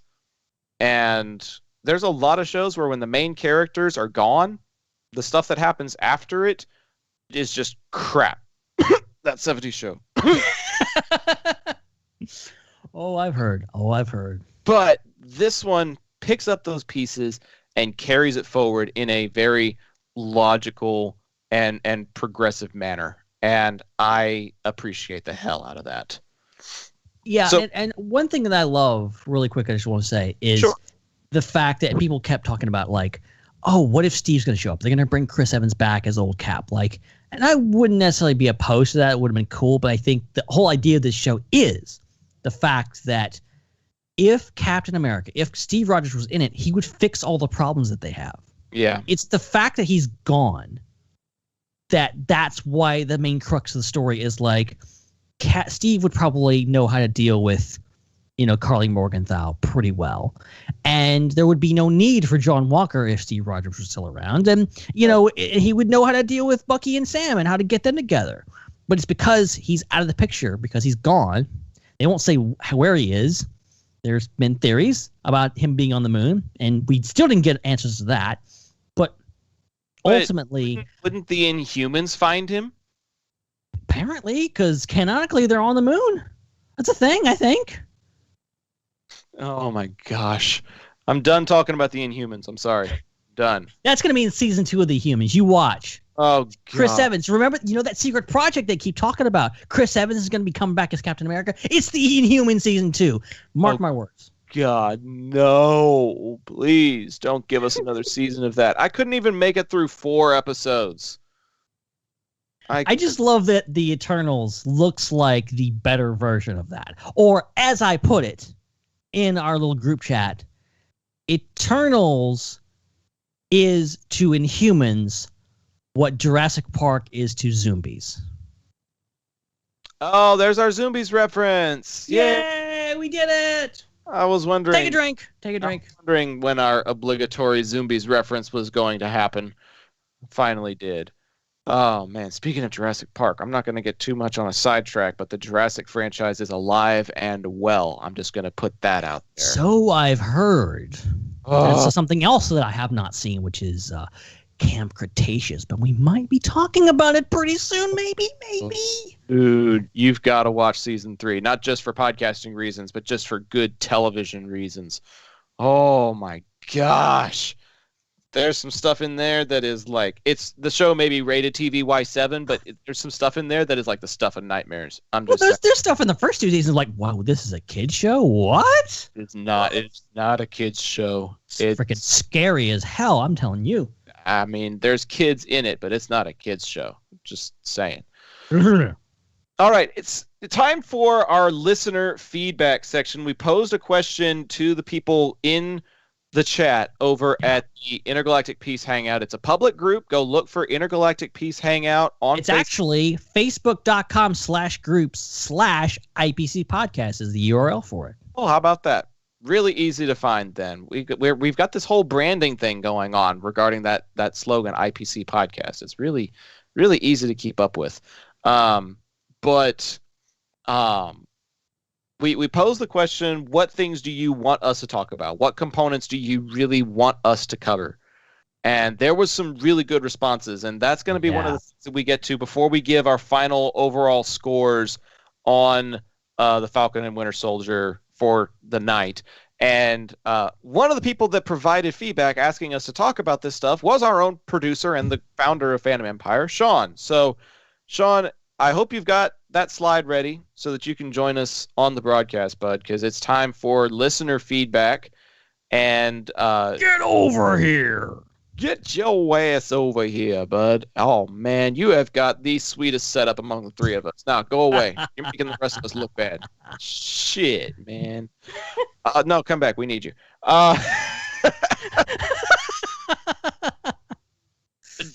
Dude, let's start with just your thoughts on the Falcon and Winter Soldier. You've been saying in the chat that you find it to be the best MCU TV show, even though you haven't seen WandaVision yet, but we're not going to open up that can of worms. But your just overall thoughts on the show, and the main point that you wanted to talk about this evening was the chemistry between Bucky and Sam. Yeah, I wasn't sure what to expect. You guys were touching on it earlier. I was trying to think of how often I seen Bucky and Sam together in a movie. And the only time that I could like really think about it, like with any certain length, was Civil War when they fought Spider-Man in the airport. And then I'm like, oh crap, you know what? That was probably the funniest sequence of that entire film. I'm like, so I went back and I watched it and I'm like, holy crap, that's awesome. And then like literally 2 weeks later, I forget who, it might have been Screen Rant or Deadline, one of those big places, had an article, and apparently the chemistry between them in that scene is what led to the beginning of the show. So Makes sense. I can see that. Because you've got to have something that gives people the idea of, hey, this could be worthwhile. This could be worth the investment. I don't even know what the budget was for the movie, but or for Falcon and Winter Soldier. But I mean, you've got to be looking at 6, 7 digits at least, 7 digits, probably 8 or 9, as far as like how much you're putting into this series. And so you've got to have something that is a worthwhile component that makes you say, hey, this is worth spending all that money on in order to give you this program. There's got to be something about that. I'm seeing figures as high as $225 million budget. So yeah, there's got to be something that makes the executives go, this is good enough to invest $225 million into. Whew. Lots of money. What's funny is they had some decent chemistry in Civil War, but then they don't even appear in the same episode. Like, they don't appear together in the first episode. Like, Buck's doing his thing over here, Sam's doing his thing over here. Like, they're not even, like, it's a show about the two of them, but they're not even in the same area. And it's interesting to see how, like, as the episodes progress, there's like some tension, there's some like antagonism, there's some snide, sarcastic commentary. Like, there's some stuff going on that makes you feel like, yeah, maybe they're not best friends, but they like grow to become really good teammates by the end of the show. Yeah, and like I like the whole dynamic there, and I like that. Like, I think they even said, the creators said that, like, yeah, that was intentional on their part to have that first episode, have them be apart, to have them have separate storylines, that they are individual characters dealing with their own stuff, and then they converge in the second episode, and it really kind of made the name of the show much more apt. That it was just like, it wasn't like, oh yeah, we're just throwing them together. It's not really, it's kind of a buddy cop movie, but it's not. But it's about both their stories. I think that was really important to do. Sean, what did you make of the progression of their characters from the convergence in episode 2 to the finale at the end of 6? Well, for starters, I thought it was very well written. Like, they could have easily put both those characters together right off the bat. And, if I'm remembering right, as I stated earlier, the chemistry in the airport scene in Civil War led to the show. To know that you have that good of chemistry to make both characters start in separate places and eventually get together, I thought was a brilliant idea, because it just shows they had faith in the chemistry between the two characters and their actors. And even, like, think about it, from that, even from when they meet to the end of the series, there's still chunks in there, significant chunks in there, where they're not together. Yeah, sure. Yeah, there's side quests and other little things that they're doing off on their own and then kind of reconvening. But kind of like those old chums that you may have, where like you're in touch with them, but you don't see them very often. But as soon as you need them, you know that they're in your corner, like they're there for you. I feel like that's kind of the dynamic that we get between these guys. It's like, yeah, we both have things that we're needing to do, but as soon as like one of us is in some kind of a crisis, the other one shows up. Because like even even in Louisiana, when Sam's working on the boat, Bucky just kind of shows up. Like, they weren't expecting him to be there, but he shows up and he helps out and starts hitting on Sam's sister and everything. Like, I mean, like, if that's not friendship, I don't know what is, that you're going to be hitting on your friend's sister. But I really enjoyed just the complexity of it.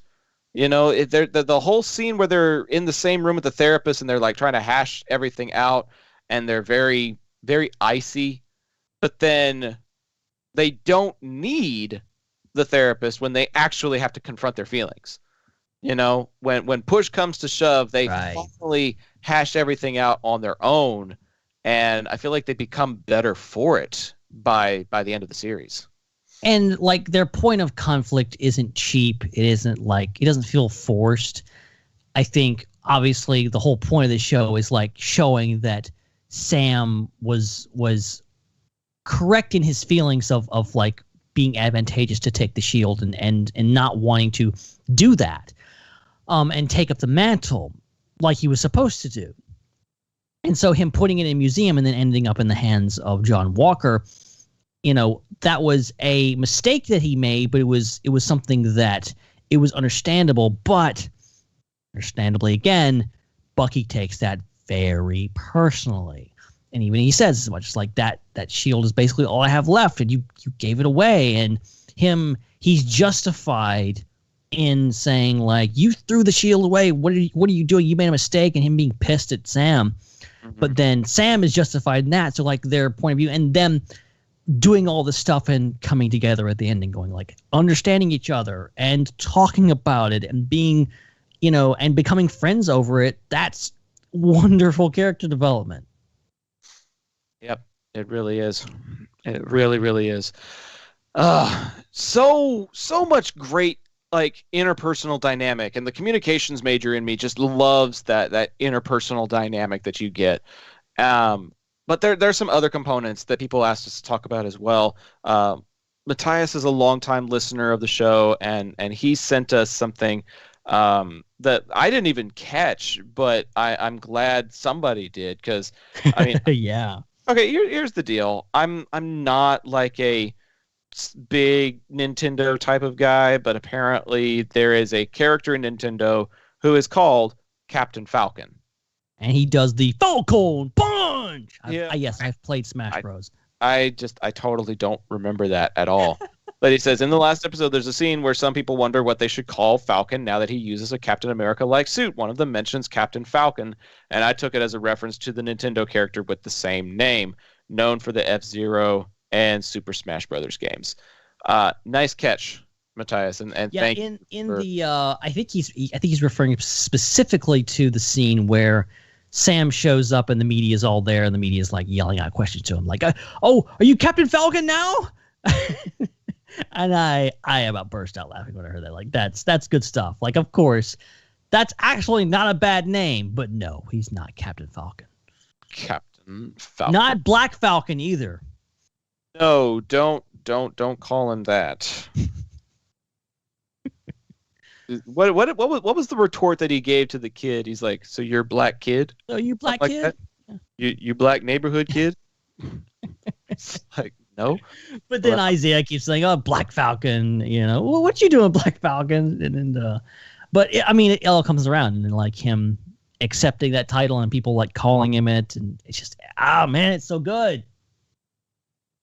So we kind of touched on the Buck and Sam chemistry a little bit.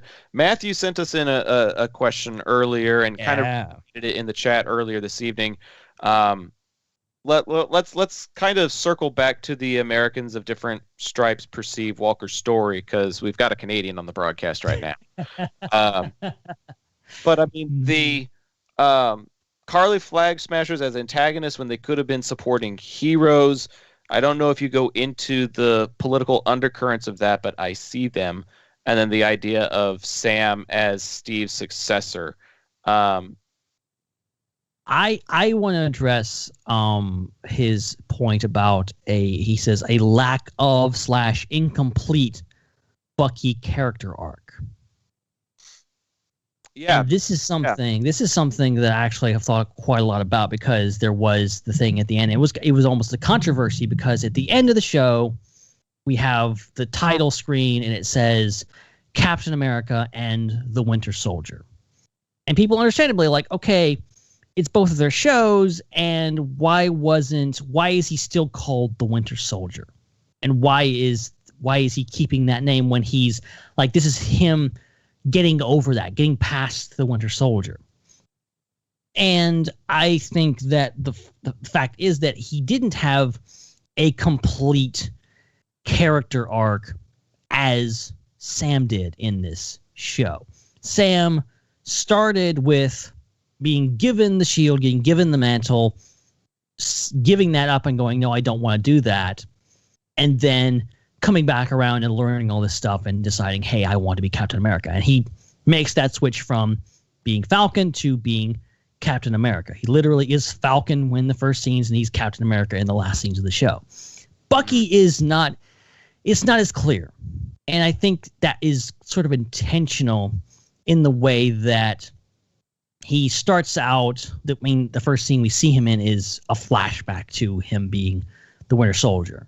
Right. And him doing and having a dream and having nightmares and all this kind of stuff and coming about this. And then even gets worse later because he kind of gets manipulated by Zemo, and he's using the Winter Soldier identity to get into Madripoor and all this kind of stuff. And so it's ultimately he but I'm sorry, I'm seeing the production design going on here. I'm laughing. But like he doesn't go back to just being, like, you could say, oh, he's the White Wolf, but that's the the Wakandan name. He's Bucky Barnes. He's Sergeant Barnes. Okay, that's fair. He's back to the thing. But I think ultimately it's not about really him like picking a thing. Sam picks his goal. He picks his identity. Bucky is just like getting free of the Winter Soldier. And maybe that's a good criticism to say, hey, wait, why is he Winter Soldier at the end? Why shouldn't he be something else? I think he's more open to maybe in Captain America 4, we find out that what is his place in the universe? Like, where is Bucky going to go after this? What's he going to do? Like, he's not the Winter Soldier anymore. Is he going to join the Avengers? Is he going to go off? Is he going to go? Could he show up in the Eternals? Could he be a character in that? Could he go up with Guardians of the Galaxy? Could be go off into space somewhere? Like, he could go anywhere, but that's not really decided yet. And I think that's intentional. I think that's actually interesting because it gives them room to like, okay, we've established Bucky as being through with the Winter Soldier stuff. Now let's go further and go, where does he go next? Here's another thought that I had, because I actually heard that they had one of those closing scroll bars. Instead of saying Captain America and the Winter Soldier, it was going to say Captain America and the White Wolf. So I think I heard that too, yeah. I heard that was a possible alternate ending that just didn't make it to the final cut. I do believe that Bucky is done carrying that mantle. They just wanted to put more attention on Sam, I suppose. Rightfully so. Yeah. But I do think that one of two things is going to happen the next time we see Bucky. If somebody calls him the Winter Soldier in person, he may either correct them, or what he may do is try and rebrand, where the Winter Soldier no longer means what it used to mean. It used to have negative connotations, and maybe he's trying to cast the Winter Soldier in a new light, in a more positive light. That's right. How I feel like one of those two things could end up happening. Sean, what do you feel like they're going to do with his story moving forward? And I'll toss Matthew's follow-up question to you as well. He said, follow-up question, was Bucky's incomplete arc still satisfying, or did you find it disappointing? I mean, I don't know if I'd call it incomplete necessarily. I quite enjoyed it, to be honest. In terms of where it picks up, though, I have no idea. I would assume that they'll keep them together, and that when Captain America 4 comes, Bucky will be a prominent part of that movie, because I don't see him getting his own solo series or even solo movie. It makes sense to keep them together, in my opinion. Do you think we could see him in Black Panther 2? Could Wakanda end up recalling him and try and ask him for help in whatever their next crisis ends up being? I like that. I mean, I wouldn't write off anything for that movie. You know, they had to go back to square one with it, right? So Basically.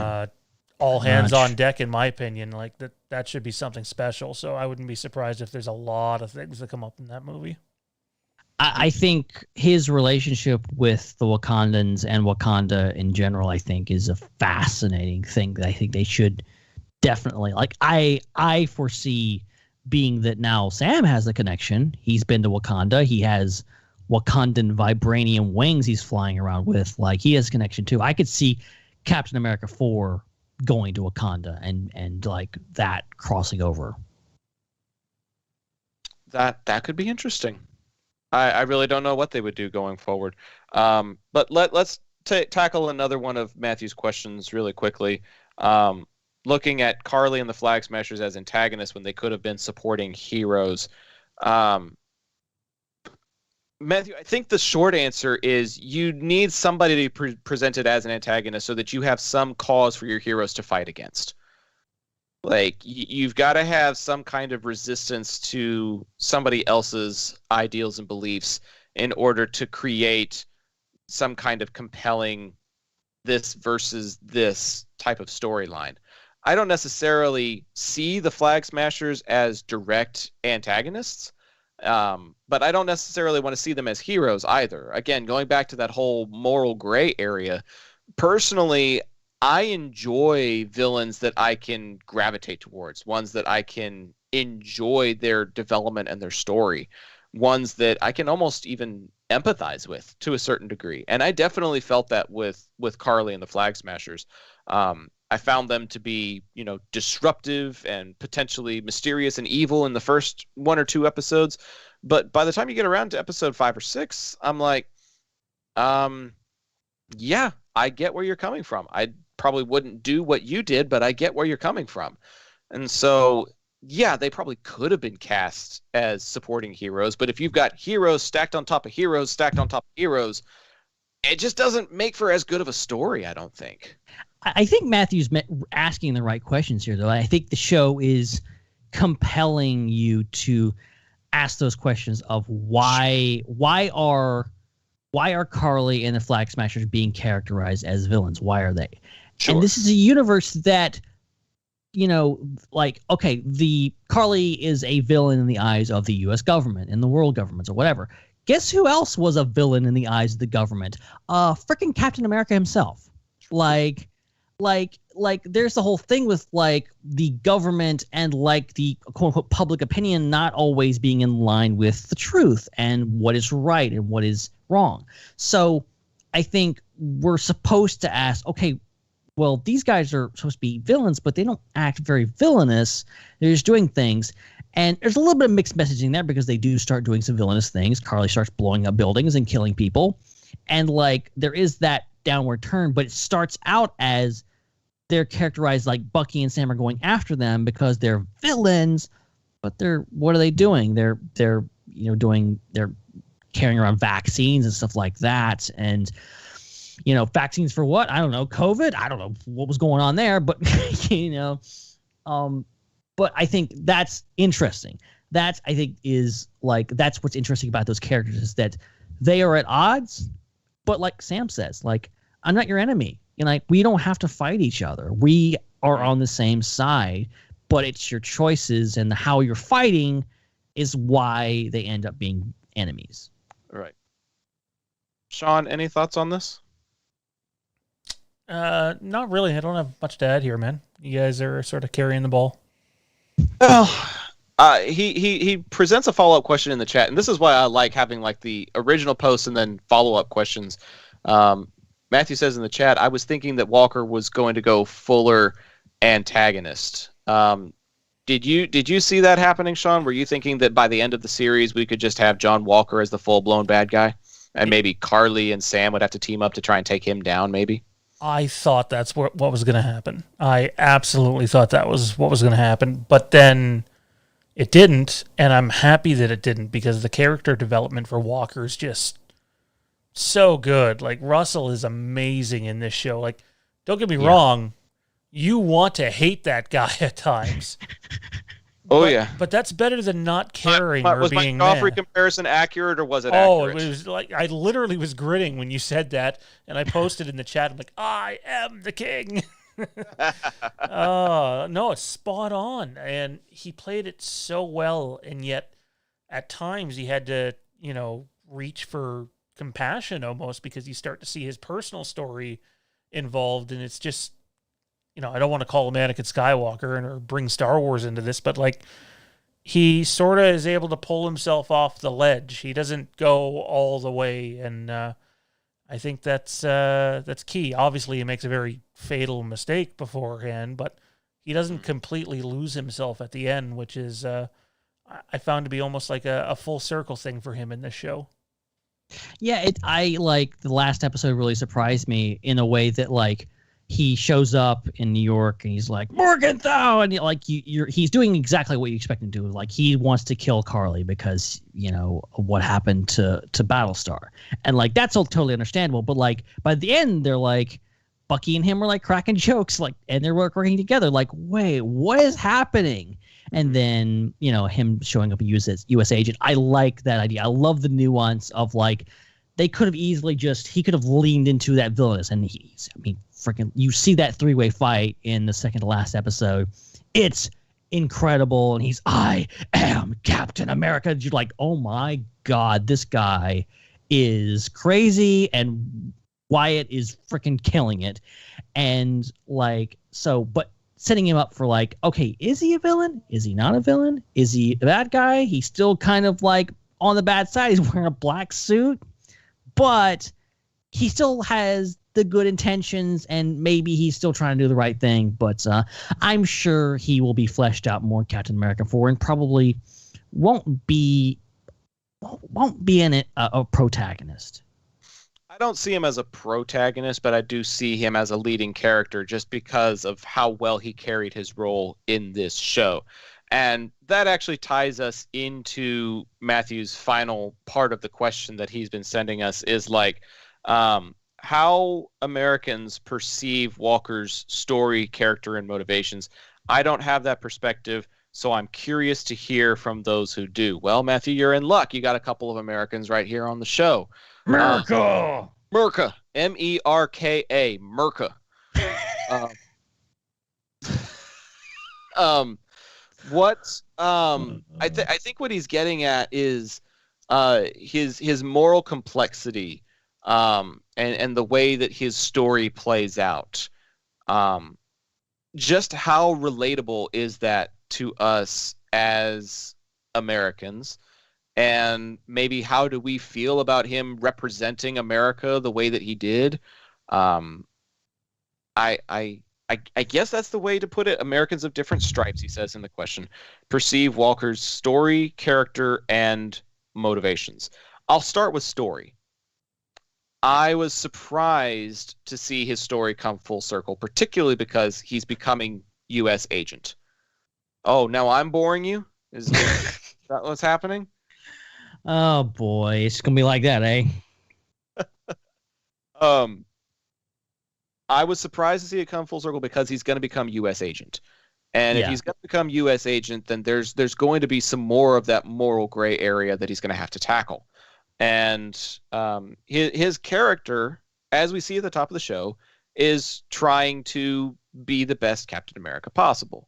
Obviously, it doesn't pan out. So as that doesn't pan out, and as he kind of misrepresents America by his actions, did that make you feel any particular way as an American, Ben, feeling like he's casting America in a bad light with these international conflicts that he's being part of? No, I mean, I didn't take it like personally as like it was a attack by the writers to like defame America. Because personally, I think America has its own PR problems, just in the real world in general. And like, I don't want to get specific here, but like, obviously a lot's happened in the last few years in the United States of America, and people have different opinions on it. But I think most of us agree it hasn't been the best. We haven't been at our best lately. And I think John Walker, for me personally, brings a very real and a very it puts a mirror up to America. I think a lot of his stuff does. I'm not saying that like he represents America or whatever like that. All I'm saying is that I think and part of the tragedy of John Walker is that he is someone he's a good soldier. And he's this guy who's won, 2 or 3 medals of honor. And he's done all this great stuff. But then they thrust this thing upon him of being Captain America and being this big role. And I love that at the end, he kind of calls out the center, like, you created me. You did this. Like, yeah. And yeah, John Walker is not like, he is responsible for his own actions. He killed that guy. He did some pretty terrible stuff and made some really bad choices, but he was put in that situation and he was helped along with those bad choices by some very powerful people. And I think we all can agree that like patriotism is good. I love America. I love my country, but also that can be very toxic sometimes. Sometimes it can go from like, I love my country to don't ever criticize my country about anything. It's perfect. And like, no, that's not cool. Like we can have a discussion. We can talk about, thing. And thankfully we've been having those discussions lately. And I think those have been very productive. Yep. But ultimately, I think John Walker is someone who is kind of represents the some bad parts of America and bad parts of our society and bad parts of the structure that we have and putting people on pedestals. And I think it can be applied to a lot more things. It can be applied to just celebrities in general. The destructive path. We watch how many countless celebrities, destroy themselves, kill themselves.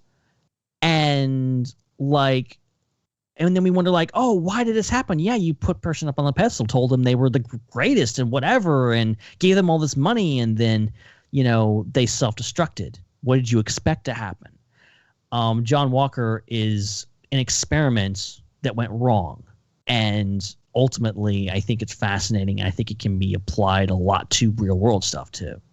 Well, okay, I've got a twofold point that I want to make. And unfortunately, Alex beat me to the punch in the chat by just moments. But this harkens back to Captain America, the First Avenger. How when Steve was when Steve was undergoing the treatment in the very first Captain America movie, they weren't looking for a good soldier. They were looking for a good man. Exactly. Steve Rogers was a good man who just happened to be a soldier. Walker was a good soldier. But he clearly shows in this series that he is not necessarily a good man. He is imperfect, absolutely. He probably tries his best, sure. But by no means is he actually a good person. And let us never forget that. Let us not, scrape under the rug the notion that because he came back in the finale to help save the day, that does not excuse him from killing somebody. No, absolutely not. He's got things about him that are definitely tarnishes to his record. And what's unfortunate is I can't help but feel, and I swear to God, this is as political as I'm going to get.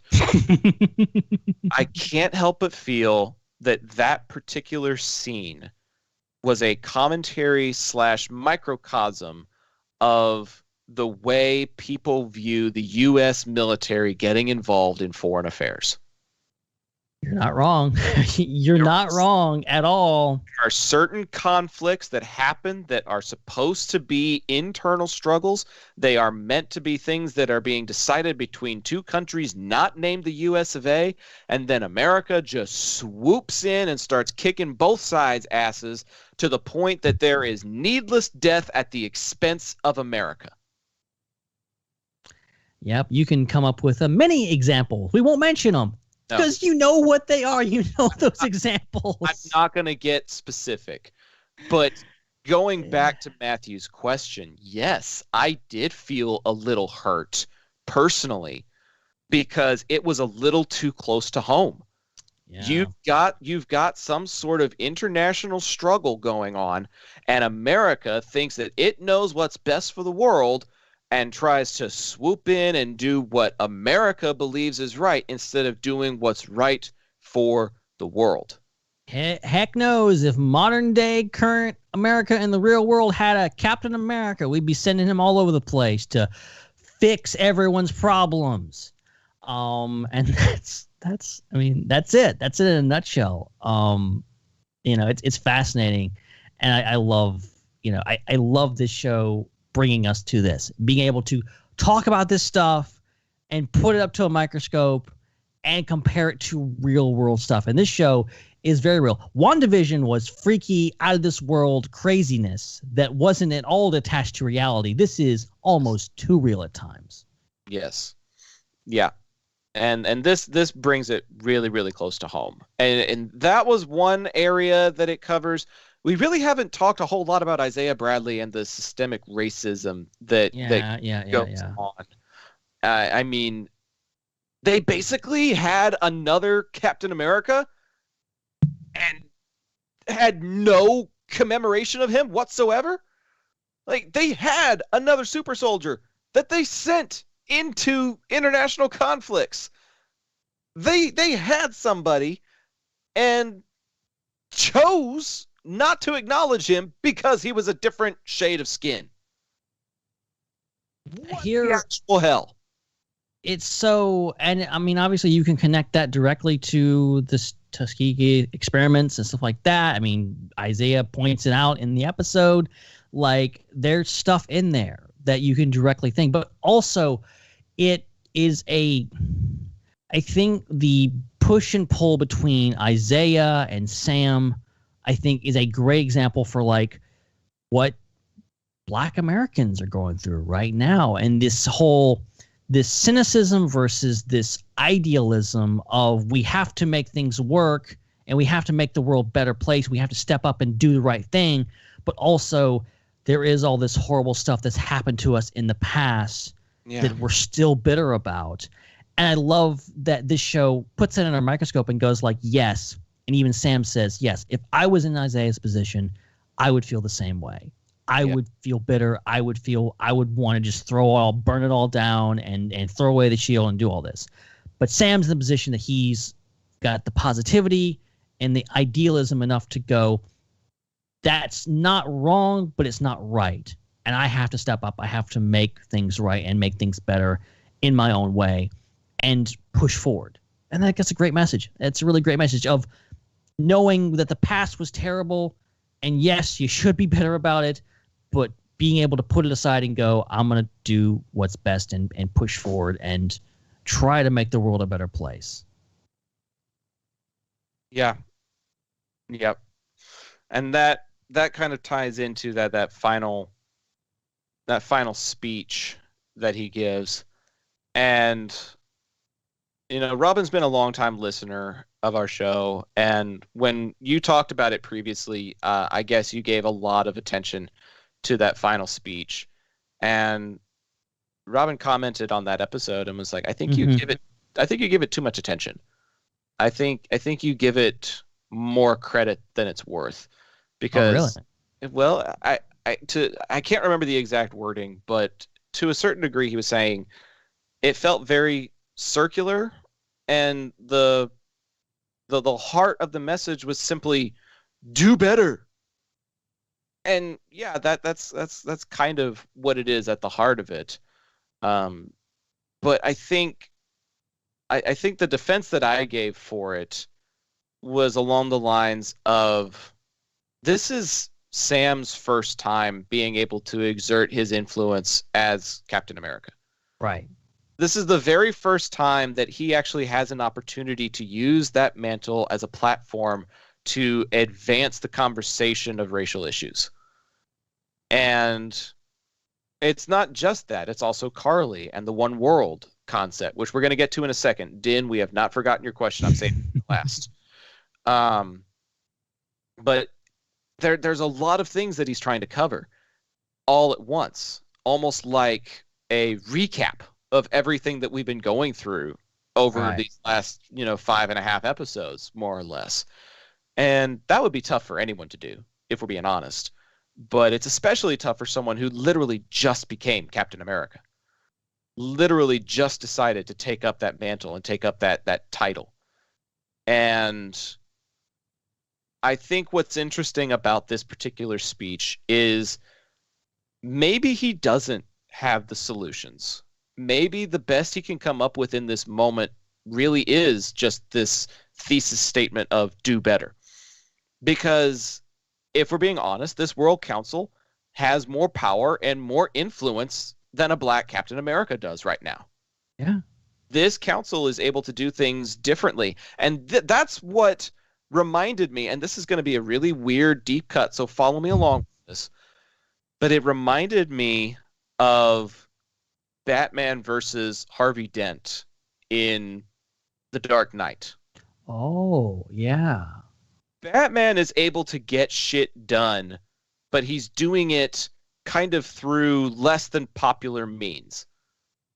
He gets his stuff done, but it comes at like a moral cost. Whereas Harvey Dent is able to take down corruption in the light. He is able to do stuff that Batman may not have the political influence to be able to do. Sure, Sam has the opportunity to rough and tumble and take down people by force. But I don't think he wants that. I think he wants the world to change using legal, true politics and fixation. He wants to fix things the right way. He doesn't want to go in guns blazing. He doesn't want to go in by punching everything the way people have done in the past. Right. And he is challenging these world leaders. Yes, you need to do better because you're the ones who can actually make a change. And what's really cool to me is Sam doesn't have all the right words. It's true. I will freely admit that it's not like the best monologue or the best speech I've ever heard. But what makes it so compelling to me is the fact that he is willing to get up there and start saying things when he's been basically Steve Rogers' sidekick this whole time. He's willing to get up there and start talking, even if he doesn't know how his speech or how his sentence is going to end. He cares enough, he is bold enough to get up there and start saying things, even if he doesn't have it all perfectly laid out. Someone like Steve Rogers would be able to have this great, compelling speech, this perfect speech.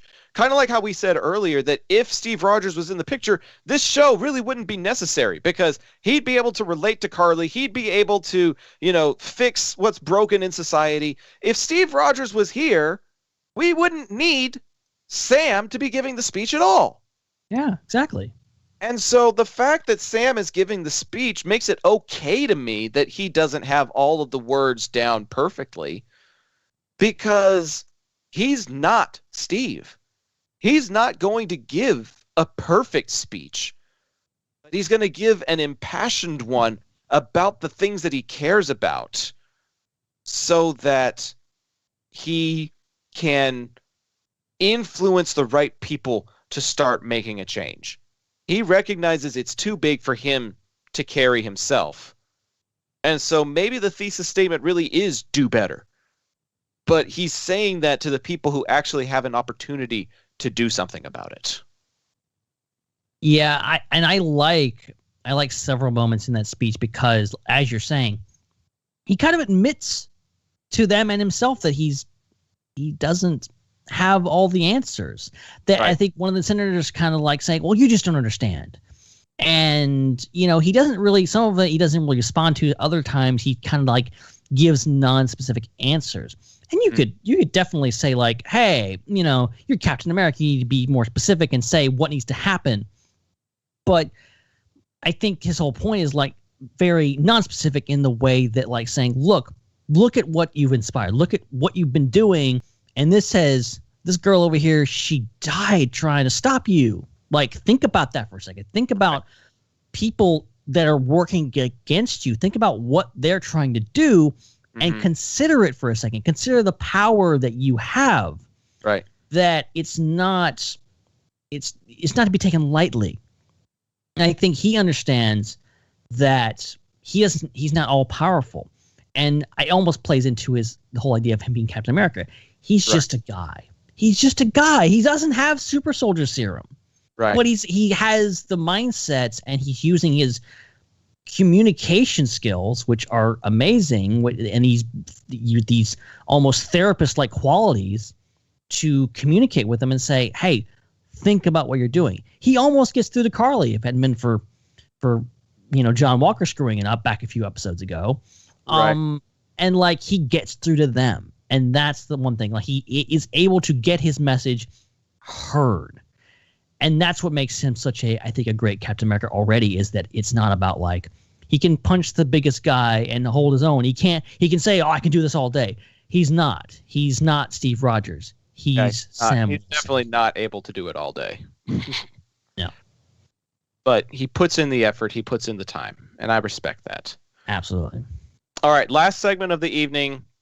Kind of saving some stuff towards the end. I don't know if it's the best for last, but it was one of the last things submitted, and it was something that I felt pretty convicted by, and then I started going on that monologue about Sam's speech. So I don't know. Maybe I'm just getting rambly because it's getting late, but I promise this is the last element we're talking about for the evening. If you guys have a Q&A segment, like a Q&A stuff that you want to submit, DMT Infinity is just high as hell right now. It is spamming the flip out of our chat. But if you guys have questions that you want to send to us, go ahead and put those in the chat now. Send us a super chat if you want to. Every little bit goes towards what we do here on the show, and we appreciate the support. But Din Skysinger, a supporter of the show, sent us this concept that he wanted to talk about, which is the one world theme, which he calls a crucially needed element of modern myths, according to one Joseph Campbell. Right. Have you ever heard of Joseph Campbell, Ben? Do you know his work? Oh, yeah. Well, I'm not as familiar with his work as I am familiar with his students, one being Mr. George Lucas. And the hero's journey and stuff like that. I'm not overly familiar with it, but like I've heard it literally all my life because George Lucas was heavily inspired for Star Wars, and the whole like storytelling mythology is like you can be traced back to Joseph Campbell, all this kind of stuff. So it's fascinating stuff. And if you know Din from F105, he's a listener to the show. Love you, Din. He always gets very philosophical. We should actually have him on the show because he will blow your mind real quick, no matter what you're talking about. And I love that he brings this up, this whole thing about the monomyth and the hero's journey and how it kind of figures into this. Yeah, because what's interesting about the monomyth is that basically all mythic narratives have variations of a single story. So basically all types of mythology have all these different streams that kind of converge in one river, and that is the monomyth. So you have all of these, the Greek mythology, the Roman mythology, different religious mythologies. They all kind of converge and form one particular thing, and even ends up describing God as a metaphor that interweaves into that monomythic perspective. And as you mentioned, the hero's journey is one that George Lucas tells over and over again over the course of the Star Wars trilogies. So it's interesting to see the influence that Campbell has on Star Wars, but just on hero journey storytelling that happens over the course of all kinds of different franchises. And this is like a real hero's journey in and of itself, because from Bucky's perspective, it's him dealing with all the really bad things he did and learning to become a hero and believe in himself.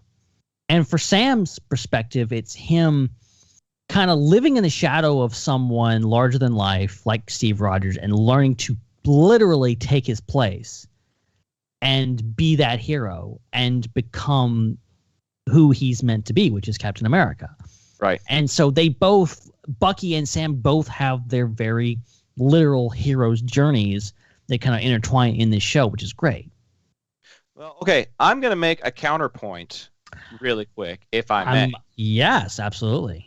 I got to do one quick thing. I'm sorry. No, it's fine.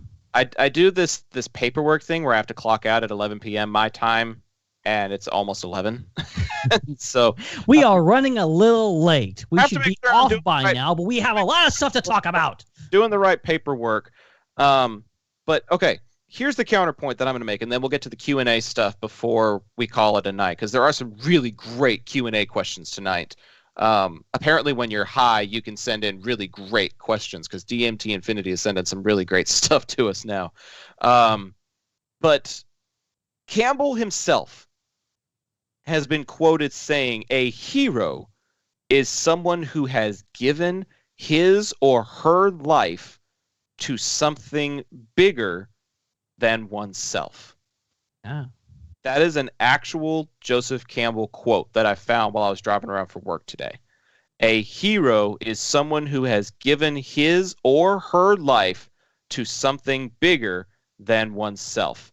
My contention is this. Yes, we get a hero's journey for both Sam and Bucky, but the real hero's journey that we experience in this program is not from either of them. The hero's journey is one that we get from one Carly Morgenthau.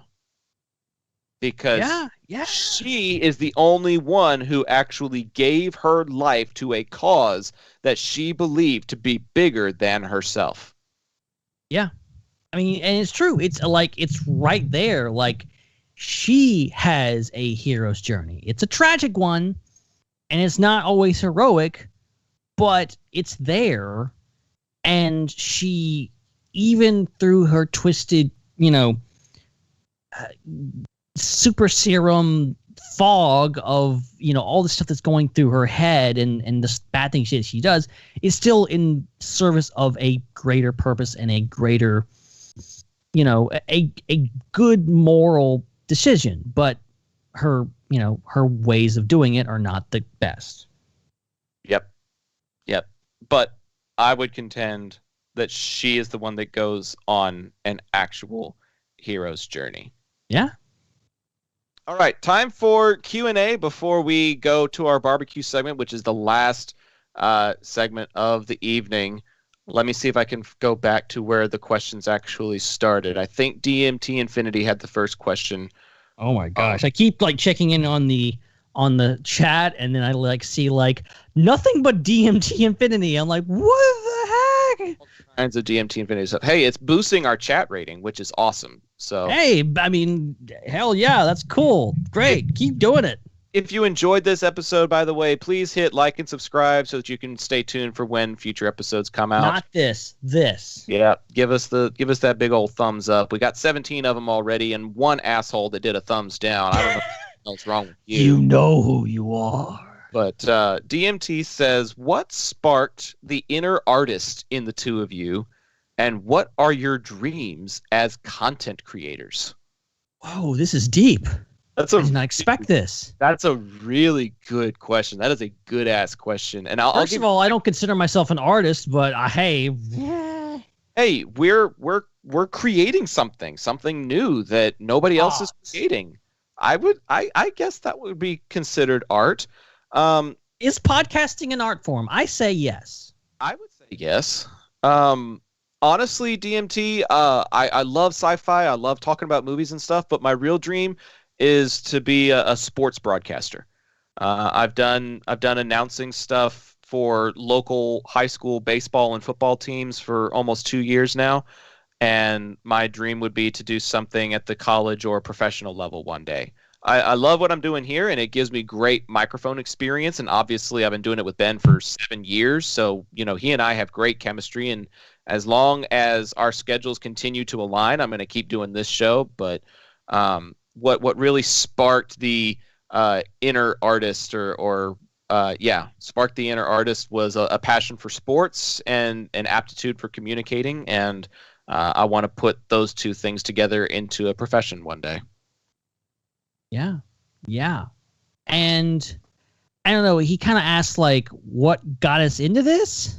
Mm-hmm. And like sometimes I have a hard time answering that question because it's like I kind of just stumbled into this. We just kind of like, I was not the type of person to do anything like this. I grew up a very, very shy person. If I had a chance to be in front of a crowd, I would lose my mind. Like, just doing anything of this nature seemed completely out of the question. But yet here I am doing this literally on camera now. It's insane, but yet I'm completely comfortable with this. And I am, obviously a completely different person than I used to was. And I'm amazed that it's come this far. And, but like, it is just like, we like stuff. We're nerds. We enjoyed Star Wars and Star Trek and Doctor Who and all these different things and connecting with people over that. And for me, it was especially Star Wars, being through the Star Wars underworld, how we met, how I met so many other people, and just having a shared passion and being able to express that and do it on a platform like this, which is still amazes me. It's astounding how you guys are here and you're listening and you're watching. It's great. Even at this hour, it's midnight on the East Coast, and you people are still on YouTube. It's ridiculous. But like, us coming here, every other week, just basically pouring our hearts out and saying, hey, this is awesome. We love the Falcon and Winter Soldier. We're going to sit for 2 hours and talk about how much we love it. Mm-hmm. That's amazing. And I feel incredibly privileged to be in this position. Yep. And obviously, I love, I will say, yes, the medium podcasting, I think is an art form. I think it's great. And I'm not saying I'm an artist, because a lot of times I feel like I'm very much still learning this craft and very much still growing as a person and trying to figure it all out. But I love it so much. I love listening to podcasts. I love watching podcasts, and I especially love doing them. And yeah, I love you guys for supporting us and keeping us going and giving us a reason to do this, because I think we would do it anyway. Me and Zach would just show up and just say, hey, let's meet every Friday night and let's just talk about Falcon and Winter Soldier. I think we would probably do that, but it helps to have an audience. It helps to have you guys. If this was a weekly show, like it had been in the past, we'd probably be doing like a 3-week series where we do 2 episodes a week, and we're just talking about this show for the next 3 weeks. But that's not the case anymore. Got to try and cram it all into one night, and it is going long. So we'll go to the next question. We only got a couple of them. Alex Roof asks, if you could erase any one movie from history, what would it be and why? Oh my gosh. This is power. This is too much power. No, it's not. I got one. I got one that it comes to mind instantly. It has to be one of Disney's worst movies they've ever made. It's about dairy cows that go and try and save their ranch by stopping a yodeling cattle rustler. An abomination of a film called Home on the Range. Oh my gosh. And yes, that is with the full knowledge that movies like Zombies and Zombeavers and Santa Jaws and Sharknado all still exist. I would still rather get rid of Home on the Range. Wow. You know what? I'll say I think I would race Leprechaun. Oh wow, Kieron would be happy to hear that. Is he here tonight? I don't know. Oh, Sean enjoyed that one. I knew he would. I knew it. Sean, Jesse says I would erase Human Centipede. Can't say I disagree. That would definitely be one worth getting rid of. Suffered through the first one. It's really a disturbing film. Sean put it in the chat asking, "What are your thoughts on Joker 2 happening?" Hell yeah. Loved the first one, and I love Joaquin Phoenix's performance. I am all in on getting another Joker film. I have still not seen the first Joker film, and I know, blasphemy, whatever, but I heard some rumors, and I'm like, okay, that sounds interesting. They could be going to an interesting place with this franchise and, adding to it. So I'm interested. Yeah, keep going with it. Circling back to the Leprechaun thing really, really quickly. I actually found all 7 movies on Blu-ray at Walmart last night. There's 7 Leprechaun movies? There's 7 of them because they did 1, 2, 3, 4, 5 and decided, oh, we should do a 6th one. And then after the 6th one, they were like, oh, hey, you know what? Let's do a 7th. What? Oh, wow. Okay. That's, that is knowledge that I didn't. Wow. Didn't need to know that, did you? Okay, here's the really funny thing. I actually got kicked out of Walmart last night. You got kicked out of Walmart for what? I got kicked out of Walmart because apparently my Walmart still has reduced hours due to COVID. I thought when the state opened stuff back up that all Walmarts had gone back to being 24 hours. But apparently mine still closes at 11 p.m. and I was still shopping for stuff at 11:20. Oh my gosh. And I saw fewer and fewer people but didn't think anything of it. I was like, oh yeah, it's late. Whatever. It's like 11:30 at night. Whatever. And then, like, this lady who's supposed to be restocking the shelves is like, sir, we're closed. You need to leave. Wow. Wow. I was like, okay, bye. You're not going to get, like, the $100 I was going to spend on all the different supplies that I was buying. And I just left it on the seasonal shelf. Like, I was in the 4th of July section getting, like, a hammock and, like, tiki torches for my 4th of July celebration and stuff. Like, I was stocking up.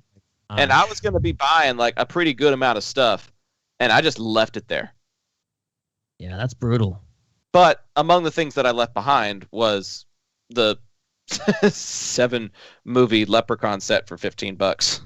Oh, my gosh. Okay, now it makes sense. Wow. Yeah. It all kind of ties together. Yeah, Walmart, I think it's going to be like a year or two before Walmart goes back to like normal because they're the same thing here. They close at like 11 here. That sucks, man. I'm a night owl. I want to go to Walmart and do like shopping cart jousting with pool noodles at 2 That's in the morning. the only time of the day when Walmart is tolerable, when you go there in the middle of the night and there's nobody there. Yep, exactly. But come on, man. Whatever. Flinner says in the chat, I think there's actually 8 or 9 Leprechaun movies in Toronto. Freddy replies, that's about 8 too many. Fair enough, Toronto Freddy. Okay. We got one more thing we need to talk about before we call it a night, and I hope that we have the image available because I really want people to see it is that we're going to be talking about because it is a piece of work. It's art. It is art. Sure, we can call it that. If you have social media, then get out your hashtags because it is time for hashtag barbecue watch, hashtag BBQ watch. You see it underneath our name for IPC. And our friend and longtime listener, Steven Schinder, sent us this image earlier today in the Hangouts. And I sat there looking at this thing for a long time going, what in the ever-loving hell is this? And this is one of the cool parts of the show where we actually get to incorporate like a graphic for you guys to actually see what it is we're talking about. We'll describe it to you. For those of you listening in the future, we'll give you a decent enough description of this thing. Then you'll get to hear about it, sure. But this came from the official Oreo page. Like, this was Oreo's official Facebook page. And I was sitting here going, wait a second. This isn't like some fake group or something that it's like, no, this is real.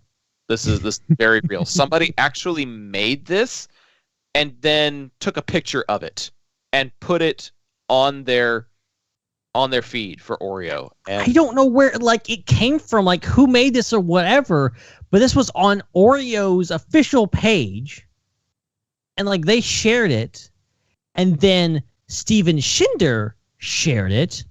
And Shinder, for those of you who don't know who are friends or follow Steven Shinder on social media, he has a bit of a fascination. There it is. There you go. Good Lord. Steven loves just these weird, just almost creepy, like versions of food.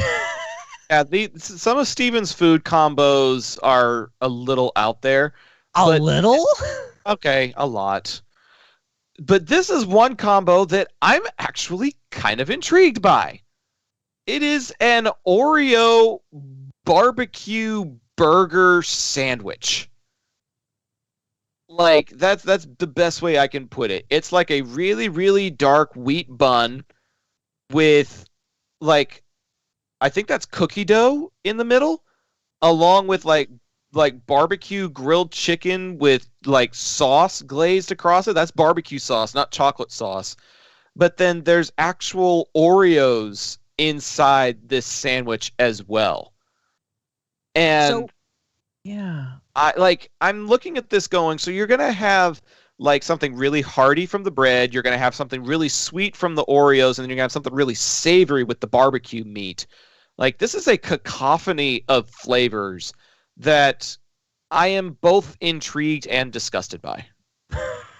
So, like, for those of you at home that aren't watching the stream, so like you got like the bottom bun, you got the like a piece of meat on the bottom bun, and there's something else there. I don't know what it is. There's like a jumble of things. Could be mustard and ketchup. I don't know. It could be a mixture of Be cheese.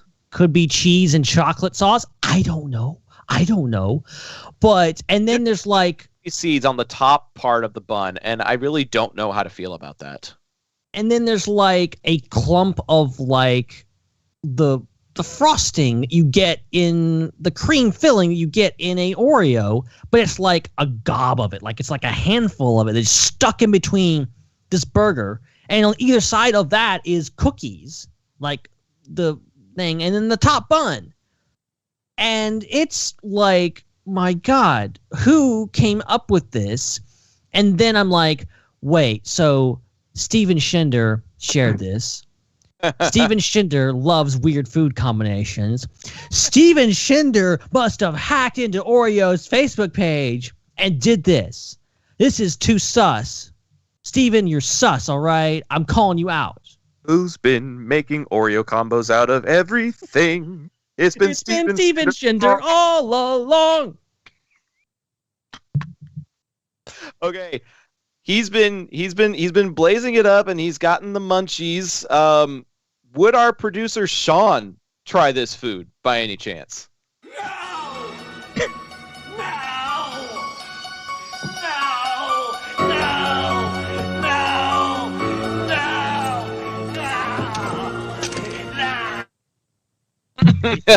Is that a no?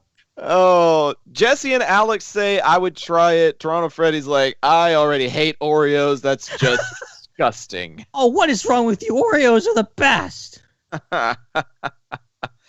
Oh man, this has got to be one of the weirdest barbecue combos that I've ever seen. But I'm also like strangely intrigued by it and would try it at least once just to say that I've tried it. But it's definitely not something that I would put on my food truck menu, and it's definitely not something I would advise that you guys try and sell at your restaurant, Ben. No, I don't think you have to worry about that. I mean, it would get a heck of a lot of attention. I need to know what's on it. Like, Are they really mixing cheese with Oreos? If so, hell no. No, thank you. I think he's got one where Steven shared a photo one time of like a carton of Oreos, and the middle carton was empty of cookies, and somebody filled it with Pace Picante salsa. And they were like, oh yeah, that's what that little compartment's for. That thing was for dipping your Oreos in salsa. Oh, and here's something to think about the next time you're enjoying a nice, delicious Oreo. Some people like to take the cream filling out of Oreos and replace it with toothpaste. Oh, I hate those people.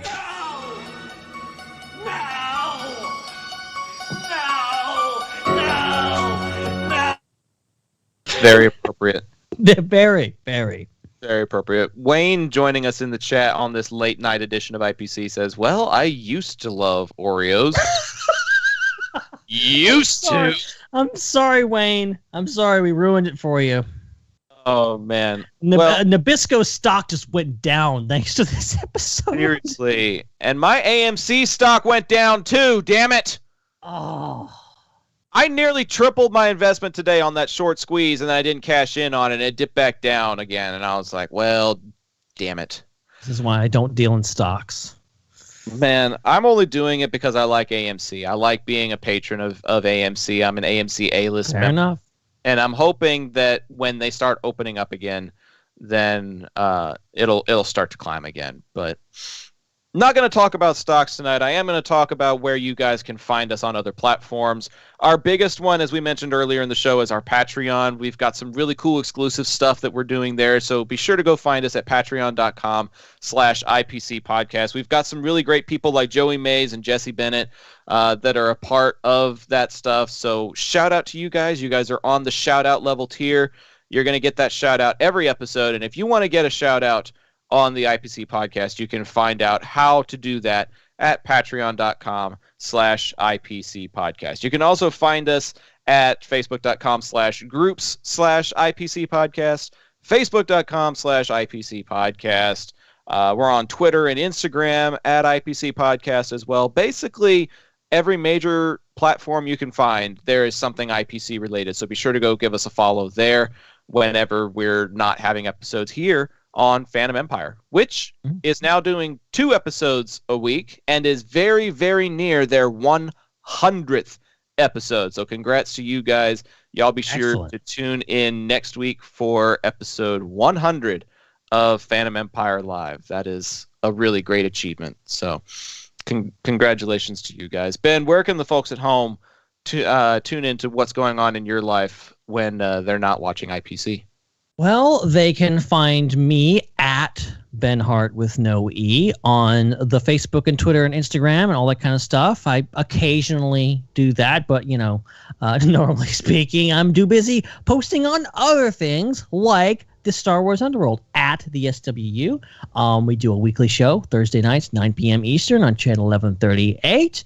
And we also do Pod Force 99, which is our little spin-off talking about each episode of The Bad Batch. Hoping to be on this week's episode talking about the new episode, but actually I have to watch that episode of The Bad Batch before I can be on the podcast. And I'm going to do so right after I get off of this thing. But definitely go check those out. There's always, whether I'm there or not, it's usually good. Probably because I'm not there, it's usually good. And then also Culture Slate. We're doing a lot of stuff over there. And even though I'm not ever on that podcast, Star Wars Culture is a great show. Hannah and Jordan doing a magnificent job over there. So definitely, if you want some good Star Wars talk, definitely go check them out. Wednesday nights on YouTube. Right here on YouTube, on this platform, on YouTube. It's live, just like IPC. We're joining the big leagues. YouTube has become the new Mixler. I'm just putting that out there. Yes. Find us on Podbean for previous episodes that you won't be able to find on YouTube, though. IPCpodcast.podbean.com. We've actually got IPC branded swag if you want to get like an IPC logo on your shirt. and hit us up at tpublic.com/user/IPC Podcast. Follow us on Apple Podcasts, Google Podcasts. Give us a subscription, a rate and review, all that good stuff. And be sure to catch us bi-weekly on Friday nights right here on Fandom Empire. You can follow me personally at Zach the Voice on all major platforms: Twitter, Facebook, Instagram, Snapchat, Twitch. Not OnlyFans, Jesse. Sorry, we're not there yet. But just about everything else, you can find me on the brand at Zach the Voice. But Ben, unless you got anything else to talk about tonight, I think that's going to do it for this episode. Yeah, this was awesome. Love talking Falcon Winter Soldier. Looking forward to talking about Captain America 4 in the near future. And we got a lot of other Marvel movies and TV shows. Loki's coming up pretty soon. That's gonna be awesome. A lot of stuff happening. And I do want to really programming note, little housekeeping that I do want to mention to everybody. Previously, some of our episodes were locked out on Podbean and on your podcast feeds. They were locked up for just patrons only. Now we've changed our policy. All of our episodes should be available to everyone. Unfortunately, not right at the moment because we're having a bit of an issue with Podbean. So we're trying to get that fixed. But in the near future, hopefully, all episodes of IPC will be completely open to everyone to listen whenever they please on all your podcatchers. And if as always, if there's a place you guys want us to be and we're not, let us know. And always Spotify, I promise we're working on it. That's the next one. And then who knows? There's so many now. There's so many podcatchers, and we want to make it as convenient. We've branched out to YouTube. This is our main spot now, but we still want to service you guys who just want to listen, because I am too. I listen to podcasts all the time, so I'm with you guys. I want to keep the audio going. So that's all I've got for tonight. I think we need to call it now because I'm getting tired and I'll probably say something crazy and it is going to get messy and I don't want to do that. It's been one crazy night and it's been a crazy ride, but that's what happens when you only do an episode every 2 weeks. You got to make it count. So thanks, Ben, for legging this one out. Thanks to our producer, Sean, for helping put this together for us. And thanks to everyone that helped make it such a great chat tonight. I'm sure we eclipsed well over 200 chat messages on this program, which is awesome. So thank you to everyone that was a part of this evening. We'll be back in 2 weeks for another awesome episode of the Intergalactic Peace Coalition. But for Ben, I'm Zach, signing off for now. We'll see you in a couple of weeks. Until then, good night, everyone.